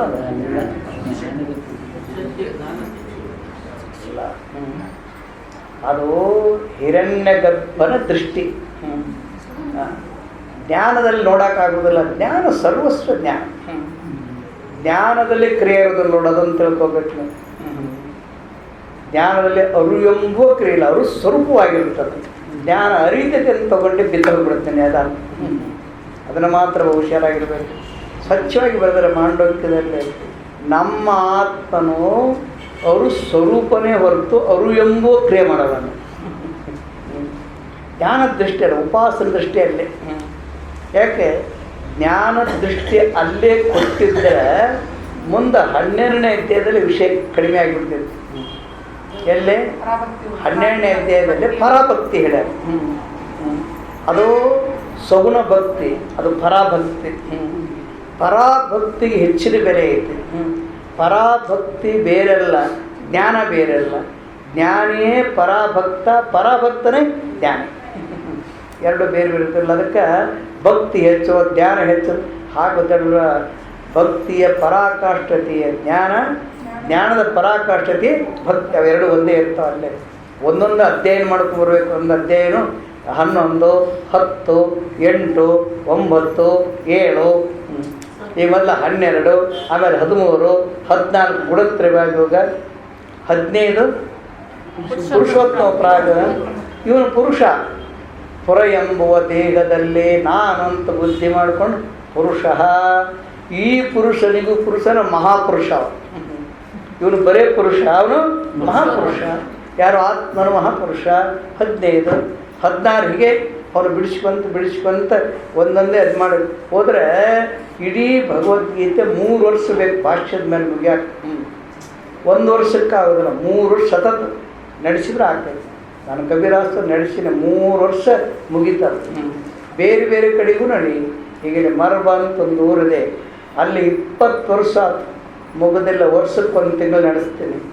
ಈ ವರ್ಷ 18ನೇ ಅಧ್ಯಾಯ ಆಯಿತು. 18ನೇ ಅಧ್ಯಾಯ ಶೇಷಾಧ್ಯಾಯ. ಅದು 2 ವರ್ಷ ಆಕೈತೆ, 3 ವರ್ಷ ಆಕೈತೆ. ಯಾಕಂದ್ರೆ 78 ಶ್ಲೋಕ ಐತೆ ಅದು. 78 ಶ್ಲೋಕರು 15-18 ಅಧ್ಯಾಯ ವಿಶಾಲವಾಗಿದೆ. ಎಲ್ಲ ಅಧ್ಯಾಯಗಳನ್ನು ತಗೋಬೇಕು ನಾವಲ್ಲೇ. 1ನೇ ಅಧ್ಯಾಯ ಹಿಡಿದು 17 ಪರ್ಯಂತ ಎಲ್ಲ ತಗೋಬೇಕು ನಾವು. ಆಗ ಭಗವದ್ಗೀತೆ ಸ್ಟಡಿ ಮಾಡೋದು ಇದೈತಿ. ಇಲ್ಲಿ ದಿವ್ಯಂ ದದಾಮಿ ತೇ ಚಕ್ಷು ಅಂದ್ರೆ ಸಗುಣ ಬ್ರಹ್ಮನ ಪರಿಚಯ ಮಾಡಿ ಕೊಡ್ತಾನ. ಅದನ್ನು ಹಿಂದೆ ಧೃತರಾಷ್ಟ್ರನಿಗೂ ಕೊಟ್ಟಿದ್ದಂತ, ಅದು ಹಿಂದೆ ನಾರದನಿಗೂ ಕೊಟ್ಟಿದ್ದಂತ, ಈ ಮುಚ್ಚುಕುಂದನಿಗೂ ತೋರಿಸ್ಯಾನ, ಇನ್ನೂ ಅನೇಕರಿಗೆ ತೋರಿಸ್ಯಾನ. ಒಂದೇ ಸರಿ ಅಲ್ಲ. ನಾರದನಿಗೆ ಬ್ರಹ್ಮಾಂಡ ಪುರಾಣದಲ್ಲಿ ಬಂದೈತಿ. ಭಗವಂತನ ವಿಶ್ವರೂಪ ತೋರಿಸ್ಬಿಟ್ಟ. ಆ ನಾರದ ಕುಣಿದಾಡಿದಂತ, ಇದ್ರ ಮೇಲೆ ಅವನ ರೂಪಿಲ್ಲ, ನಾನು ನೋಡಿಬಿಟ್ಟೆ ಅಂತ ಕುಣಿದಾಡಿದಾಗ ಭಗವಂತನ ಹುಚ್ಚ, ಇದು ನನ್ನ ಸಗುಣ ರೂಪ, ಇನ್ನೂ ನನ್ನ ನಿರ್ಗುಣ ರೂಪ ಅಪಾರವಾಗೈತೆ ಅನ್ನೋದು. ಅವಾಗ ನಾರದ ಗಾಬರಿ ಆಗಿಬಿಟ್ಟ ಅಂತ. ಎಷ್ಟೋ ಕಡೆಗೆ ತೋರಿಸಿರ್ತಾರೆ ಅದನ್ನೆಲ್ಲ. ಆ ರಹಸ್ಯ ಹೇಳುವಾಗ ದಿವ್ಯಂ ದದಾಮಿ ತೇ ಅಂದ್ರೆ ಅಲ್ಲೇ ಸಾಕ್ಷಿ ದೃಷ್ಟಿ ಅಂತ ಬರ್ತದೆ. ಸಾಕ್ಷಿ ದೃಷ್ಟಿ 2 ಇರ್ತದೆ. ಆಪೇಕ್ಷಿಕ ಸಾಕ್ಷಿ ಬೇರೆ, ನಿರಪೇಕ್ಷಿಕ ಸಾಕ್ಷಿ ಬೇರೆ. ನೋಡಿ, ಇಡೀ ಭಗವಂತನ ವಿಶ್ವರೂಪವನ್ನು ನೋಡುವುದಕ್ಕೆ ನಾವು ಸಾಕ್ಷಿ ಆಪೇಕ್ಷೆ ನೋಡಬೇಕು.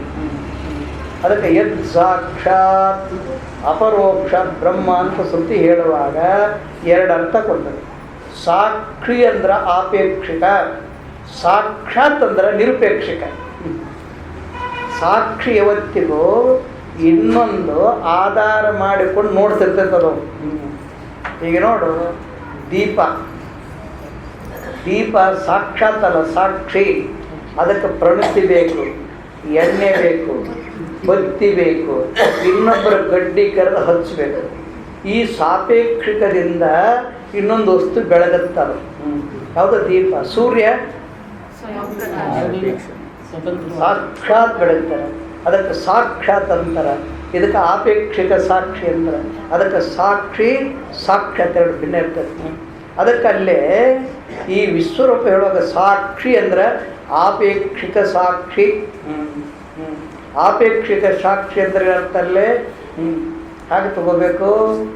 ಇಡೀ ಜ್ಞಾನೇಂದ್ರಿಯ, ಕರ್ಮೇಂದ್ರಿಯ, ಶರೀರ, ಶರೀರ, ಮನಸ್ಸು, ಬುದ್ಧಿ, ಅಹಂಕಾರ ಇವೆಲ್ಲವನ್ನು ಈಗ ನೋಡ್ತೀವಲ್ಲ ನಾವು. ಎಲ್ಲೇ ಇಡೀ ಭೌತಿಕ ಪ್ರಪಂಚ ಸಮೇತವಾಗಿ ಈಗ ನೋಡ್ತೀವೆಲ್ಲ. ನೋಡುವಾಗ ಏನಾಗಿ ನೋಡ್ತೀವಿ ನಾವು? ನೋಡುವಾಗ ಏನಾಗಿ ನೋಡ್ತೀವಿ ನಾವು? ಸಾಕ್ಷಿಯಾಗಿ ನೋಡ್ತೀವಿ. ನೋಡುವಾಗ ಈ ತೋರುವ ಆಪೇಕ್ಷಕದಿಂದ ಸಾಕ್ಷಿ ಅಂತ ಕರೀತಾರೆ. ಮತ್ತು ಆಪೇಕ್ಷಕ ತೋರುವುದೇ ಇಲ್ಲ ಅಂದ್ರೆ ಯಾರಿಗೆ ಸಾಕ್ಷಿ? ಸಾಕ್ಷಿ ಆಪೇಕ್ಷಕವಾಗುತ್ತೆ. ಅದಕ್ಕಲ್ಲ 11ನೇ ಅಧ್ಯಾಯದಲ್ಲಿ ಆಪೇಕ್ಷಿಕವಾಗಿ ತೋರಿಸಿರ್ತಾನೆ, 12ನೇ ಅಧ್ಯಾಯದಲ್ಲಿ ನಿರಪೇಕ್ಷ ತೋರಿಸ್ತಾನೆ. ತರುವೊಂದು ಹೀಗೆ ಗೀತೆ. ಅದಕ್ಕಾಗಿ ಭಗವದ್ಗೀತೆ ಭಾಳ ವಿಶಾಲವಾದ್ದು. ಯಾರೂ ಮುಗಿಸಿದವರಿಲ್ಲ, ಮುಗಿಸೋಕ್ಕಾಗೋದಿಲ್ಲ ಗೀತೆ. ಗೀತೆ ಪೂರ್ತಿ ನನ್ನ ಅನುಭವಕ್ಕೆ ಬಂದ್ರೆ ಮುಗಿತೈತೆ ನಾವು. ಗೀತೆಯ ಅರ್ಥ ನಿನ್ನ ಅನುಭವಕ್ಕೆ ಬಂದ್ರೆ ಮಾತ್ರ ಮುಗಿತೈತೆ. ಅನುಭವ ಮಾಡಿಕೊಳ್ಳೋ ಶಕ್ತಿ ಮಾನವನಿಗೆ ಐತಿ. ಅದಕ್ಕೆ ಮಾನವನಿಗೆ ಶಾಸ್ತ್ರ ಎಲ್ಲಿ ಹೇಳಿರಲಿಲ್ಲ. ಗೀತೆ ಕೇಳಿರಲ್ಲ, ಮತ್ತೆ ಎಲ್ಲಿ ಹೇಳ್ಯಾನ? 4ನೇ ಅಧ್ಯಾಯ. 4ನೇ ಅಧ್ಯಾಯ ಜ್ಞಾನಯೋಗ. ಧ್ಯಾನ ಯೋಗ ಅಲ್ಲದು, ಜ್ಞಾನಯೋಗ. ಜ್ಞಾನಯೋಗ ಹೇಳುವಾಗ ಮನುಷ್ಯರಿಗೆ ವರ್ಣಾಶ್ರಮ ಇದೆ, ಇನ್ನು ಯಾರಿಗೂ ವರ್ಣಾಶ್ರಮ ಇಲ್ಲ. ದೇವತೆಗಳಿಗಿಲ್ಲ, ಪಶು ಪಕ್ಷಿಗಳಿಗಿಲ್ಲ, ಯಕ್ಷ ಕಿನ್ನರ ಕಿಂಪುರುಷರಿಗಿಲ್ಲ, ಯಾರಿಗೂ ಕ್ರಿಮಿಕೀಟ ಅದೇ. ಮನುಷ್ಯರಿಗೆ ಮಾತ್ರ ವರ್ಣಾಶ್ರಮ ಇದೆ. ಗುರುತಾ? ವರ್ಣಾಶ್ರಮ ಅಂದ್ರೇನು? ವರ್ಣ ಅಂದ್ರೇನು? ಆಶ್ರಮ ಅಂದ್ರೇನು? ಆಶ್ರಮ ಅಂದ್ರೆ ಬ್ರಹ್ಮಚರ್ಯ, ಕಾರ್ಯಸ್ಥ, ವಾನಪ್ರಸ್ಥ, ಸನ್ಯಾಸಕ್ಕೆ ಆಶ್ರಮ ಅಂತಾರೆ. ಈಗ ವರ್ಣ ಅಂದ್ರೇನು? ಬ್ರಾಹ್ಮಣ, ಕ್ಷತ್ರಿಯ, ವೈಶ್ಯ, ಶೂದ್ರ. ಮನುಷ್ಯನಿಗೆ ಮಾತ್ರ ಬರುತ್ತೆ. ಅವನಿಗೆ ಶಾಸ್ತ್ರ, ಯಾಕೆ ಅವನೇ ಶಾಸ್ತ್ರಕ್ಕೆ ಅಧಿಕಾರಿ. ವರ್ಣಾಶ್ರಮ ಇಲ್ಲದೆ ಮತ್ತು ಯಾರಿಗೂ ಶಾಸ್ತ್ರಕ್ಕೆ ಅಧಿಕಾರ ಇಲ್ಲ. ಏನು ಪಶುಗಳಿಗೆ ಶಾಸ್ತ್ರ ಐತೆ? ಆತ್ಮ ಎಲ್ಲರಿಗೂ ಆತ್ಮನೇ, ಅದು ಅಭ್ಯಂತರವಿಲ್ಲ, ಆತ್ಮನೇ ಆತ್ಮ. ಅದಕ್ಕೆ ಅನೋರಣೀಯಾನ್ ಮಹತ್ವಮಯಾನ್ ಆತ್ಮಸ್ಯ ಜಂತೋ ನೀತೋಭಾಮ ಹೇಳ್ತೈತಿ. ಆದರೆ ಇಲ್ಲಿ ಶಾಸ್ತ್ರ ಅಧಿಕಾರ ಮಾನವನಿಗೆ. ಧರ್ಮವು ಅವನಿಗೆ, ಅಧರ್ಮವು ಅವನಿಗೆ, ಜ್ಞಾನವು ಅವನಿಗೆ. ಅದಕ್ಕಾಗಿ ಭಗವಂತ 4ನೇ ಅಧ್ಯಾಯದಲ್ಲಿ ಹೇಳುವಾಗ ಒಂದು ಪರಂಪರೆ ಹೇಳ್ಕೊಂಬಂದಿರ್ತಾನೆ. ಈ ಜ್ಞಾನ ಅಪೌರುಷ ಅರ್ಜುನ. ಹಿಂದೆ ನಾನು ಸೃಷ್ಟಿ ಆರಂಭದಲ್ಲಿ ಯಾರಿಗೆ ಹೇಳಿದ್ದೆ? ಸೂರ್ಯನಿಗೆ ಹೇಳಿದ್ದೆ. ಸೂರ್ಯ ಯಾರವ? ವೈವಸ್ವತ. ವೈವಸ್ವತ ಅಂತ ಹೇಳೋ ನಾವು ಹೇಳ್ತೀವಿ ವೈದಿಕ ವೈವಸ್ವತ ಮನ್ವಂತರೆ ಕಲಿಗೆ ಪ್ರಥಮೋತ್ಪಾದೆ ಜಂಬುದ್ವಿಭೇದ. ವೈವಸ್ವತ ಅಂದ್ರೆ ಏನರ್ಥ? ಈ 4 ಯುಗಗಳಿಂದ ಕೂಡಿಕೊಂಡಿರುವ ತೋರುವ ಬ್ರಹ್ಮಾಂಡದಲ್ಲೇ ಮೊದಲು ತೋರಿದವನು ಅವನಿಗೆ ವೈವಸ್ವತ ಅಂತ ಅರ್ಥ. ಅವನೇ ಸಗುಣ ಬ್ರಹ್ಮ. ಅವನಿಗೆ ಚಕ್ಷು ಪುರುಷ ಅಂತಾರೆ ಬೃಹದನಿಗೆ. ಚಕ್ಷು ಪುರುಷ ಅಂದ್ರೇನು? ಕಣ್ಣಿಗಂತ ಅರ್ಥವಲ್ಲ, ಎಲ್ಲರ ಕಣ್ಣು ಅವನೇ. ಎಲ್ಲರ ಕಣ್ಣು ಅವನೇ, ಎಲ್ಲರ ಕೈ ಅವನೇ, ಎಲ್ಲರ ಕಾಲು ಅವನೇ. ಅದು ವಿಶ್ವರೂಪ. ಅದಕ್ಕೆ ಮೊದಲು ತೋರಿಕೊಂಡ ಅವನೇ ಸೂರ್ಯ. ಅವನು ಕ್ಷತ್ರಿಯ. ಯಾಕೆ ಕ್ಷತ್ರಿಯ? ದುಷ್ಟ ನಿಗ್ರಹ ಶಿಷ್ಟ ಪರಿಪಾಲನೆ ಮಾಡುವವನು. ಅವನಿಗೆ ನಾನು ಹೇಳಿದ್ದೆ ಜ್ಞಾನ.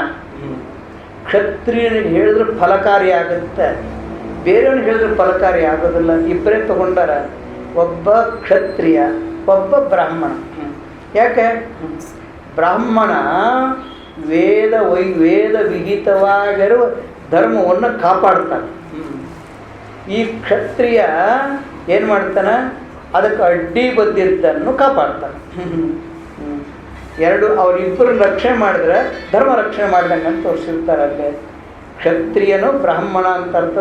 ಬ್ರಾಹ್ಮಣ ಅಂದ್ರೆ ಜಾತಿ ಬ್ರಾಹ್ಮಣ ಅಲ್ಲ, ಗುಣಬ್ರಾಹ್ಮಣ ತಗೋಬೇಕಲ್ಲೇ.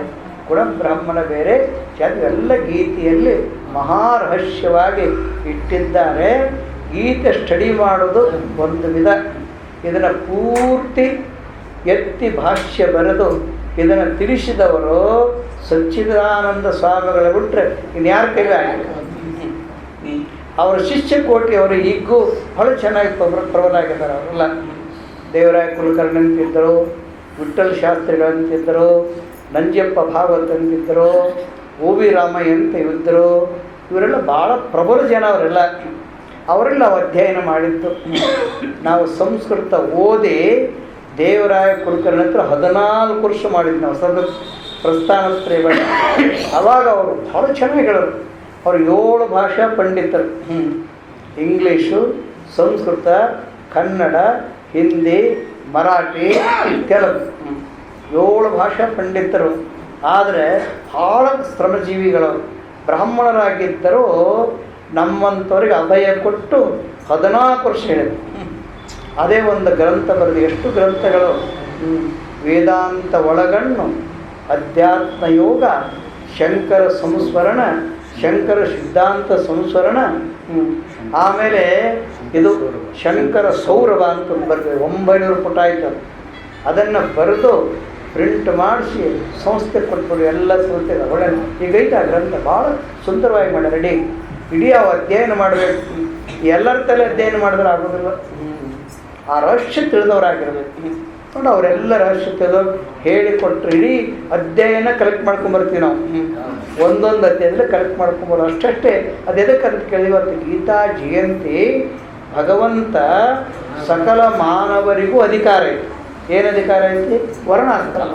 ಯಾರು ವರ್ಣಾಶ್ರಮ ಉಳ್ಳವರು ಅವ್ರಿಗೆ ಶಾಸ್ತ್ರ ಅಧಿಕಾರ ಐತಿ. ಅವ್ರು ಅಧ್ಯಯನ ಮಾಡಬೇಕು. ಅವ್ರು ಅಧ್ಯಯನ ಮಾಡಿದರೆ ಖಂಡಿತವಾಗಿ ರಹಸ್ಯ ಗೊತ್ತಾಗತ್ತೆ. ಮೊದಲ ಧರ್ಮ, ಆ ನಂತರ ಜ್ಞಾನ. ಅದಕ್ಕೆ ಧರ್ಮದಿಂದ ಜ್ಞಾನ ಉತ್ಪತ್ತಿ ಆಗೋದಿಲ್ಲ. ಧರ್ಮವನ್ನು ಜ್ಞಾನ ಪೋಷಣೆ ಮಾಡ್ತದೆ. ಧರ್ಮವನ್ನು ಜ್ಞಾನ ಪೋಷಣೆ ಮಾಡೋದ್ರಿಂದ ಜ್ಞಾನ ಸ್ವತಂತ್ರ.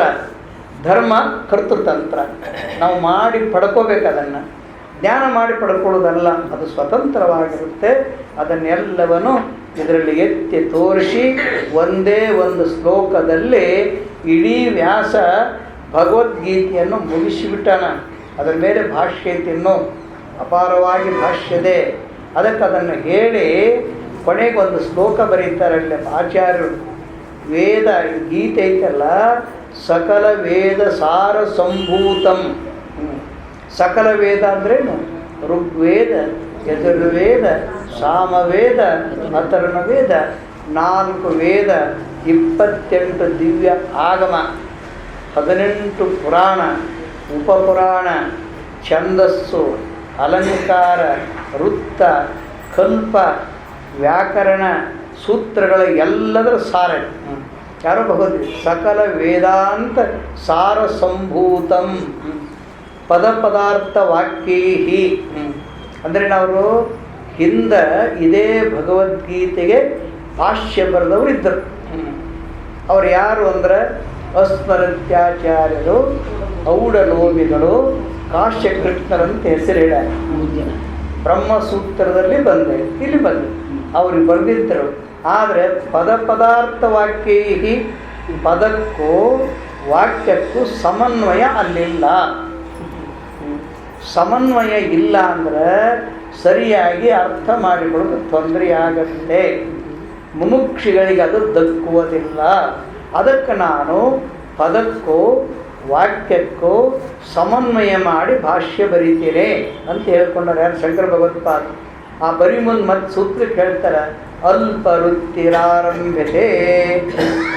ಅಲ್ಪವಾಗಿ ಭಾಷ್ಯ ಬರೀತೀನಿ ಅಂದರೆ ನನಗಿಂತ ಭಾಷ್ಯ ಬಲವಾಗಿ ಬರೆದವರಿದ್ದರು. ಮತ್ತು ನೀ ಯಾಕೆ ಬರೀತಿ ಅಂದರೆ ಅಲ್ಲಿ ಪದಕ್ಕೂ ವಾಕ್ಯಕ್ಕೂ ಸಮನ್ವಯ ಇಲ್ಲ, ಮುಮುಕ್ಷಿಗಳಿಗೆ ಸರಿಯಾಗಿ ವಿಚಾರ ಮಾಡೋದು ಅವಕಾಶವಿಲ್ಲ.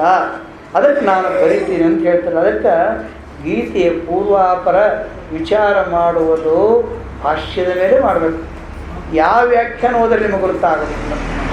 ಎಲ್ಲ ತರಿಸಿರ್ತೀವಿ ನಾವು. ಯಾವ ವ್ಯಾಖ್ಯಾನದ ರಹಸ್ಯ ಗೊತ್ತಾಗಲಿ. ಭಾಷ್ಯ ಓದಿ ವ್ಯಾಖ್ಯಾನ ಓದಿ.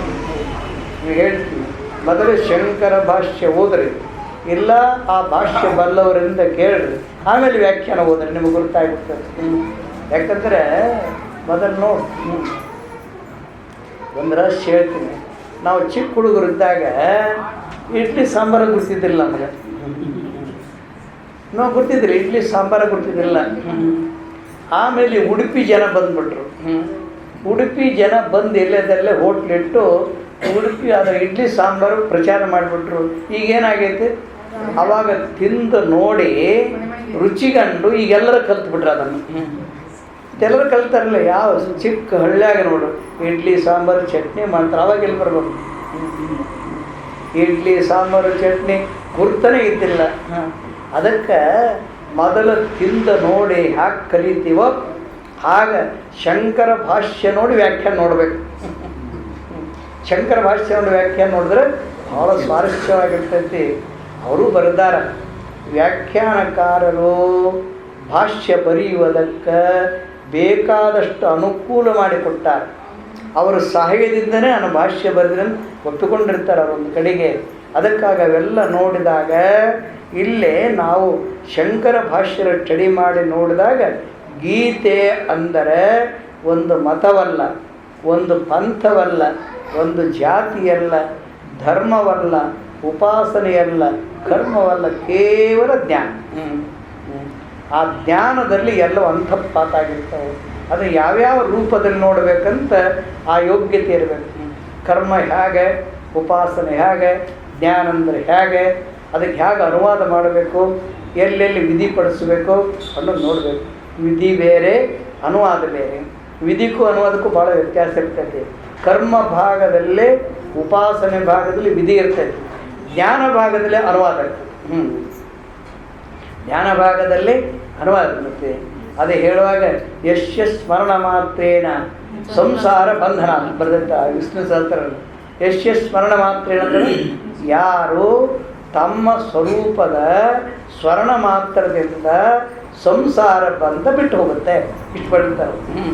ಅದಕ್ಕೆ ಭಾಷ್ಯ ಇರ್ತಕ್ಕಂಥ ವಿಷ್ಣು ಸಹಸ್ರ ಭಾಷೆ ಅಲ್ಲಿ ನೋಡಿಕೊಂಡಾಗ ಹೇಗದು ಸ್ಮರಣೆ ಅಂದ್ರೇನು, ನೆನಪಂದ್ರೇನು, ಜ್ಞಾಪಕ ಅಂದ್ರೇನು ಅಲ್ಲಿ ಬರೆದಿರ್ತಾರೆ.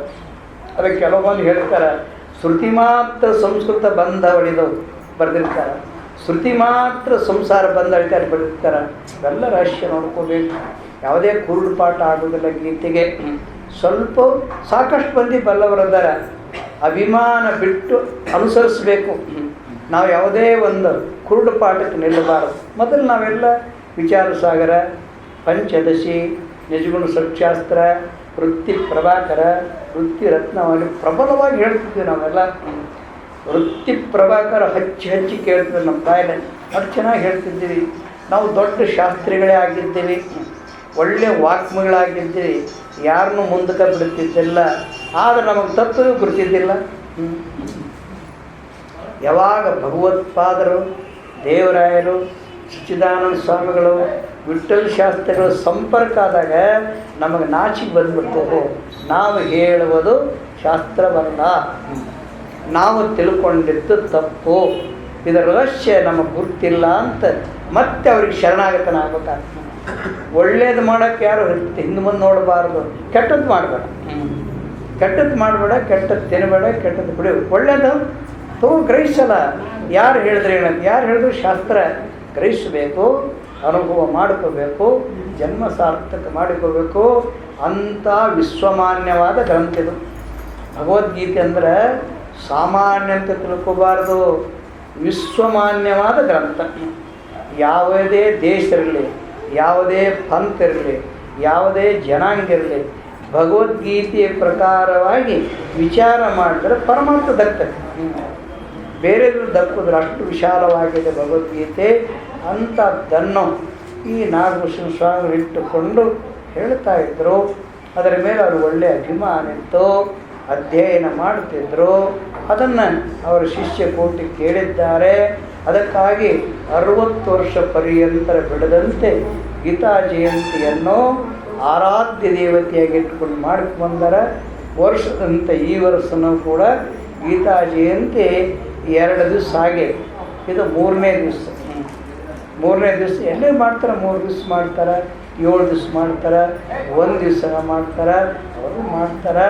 ಅದು ಅವ್ರ ಯೋಗ್ಯತೆ. ಯಾಕಂತ ಕೇಳಿದಾಗ ಇವನ್ನೆಲ್ಲ ಮಾಡೋದಕ್ಕೆ ಜನ ಸಹಾಯ ಬೇಕು. ನಾನು ಮಾಡ್ತಿದ್ದೆ, ಬಿಟ್ಟು 6 ವರ್ಷ ಆಯ್ತು ನಾನು ಮಾಡ್ತಿದ್ದೆ.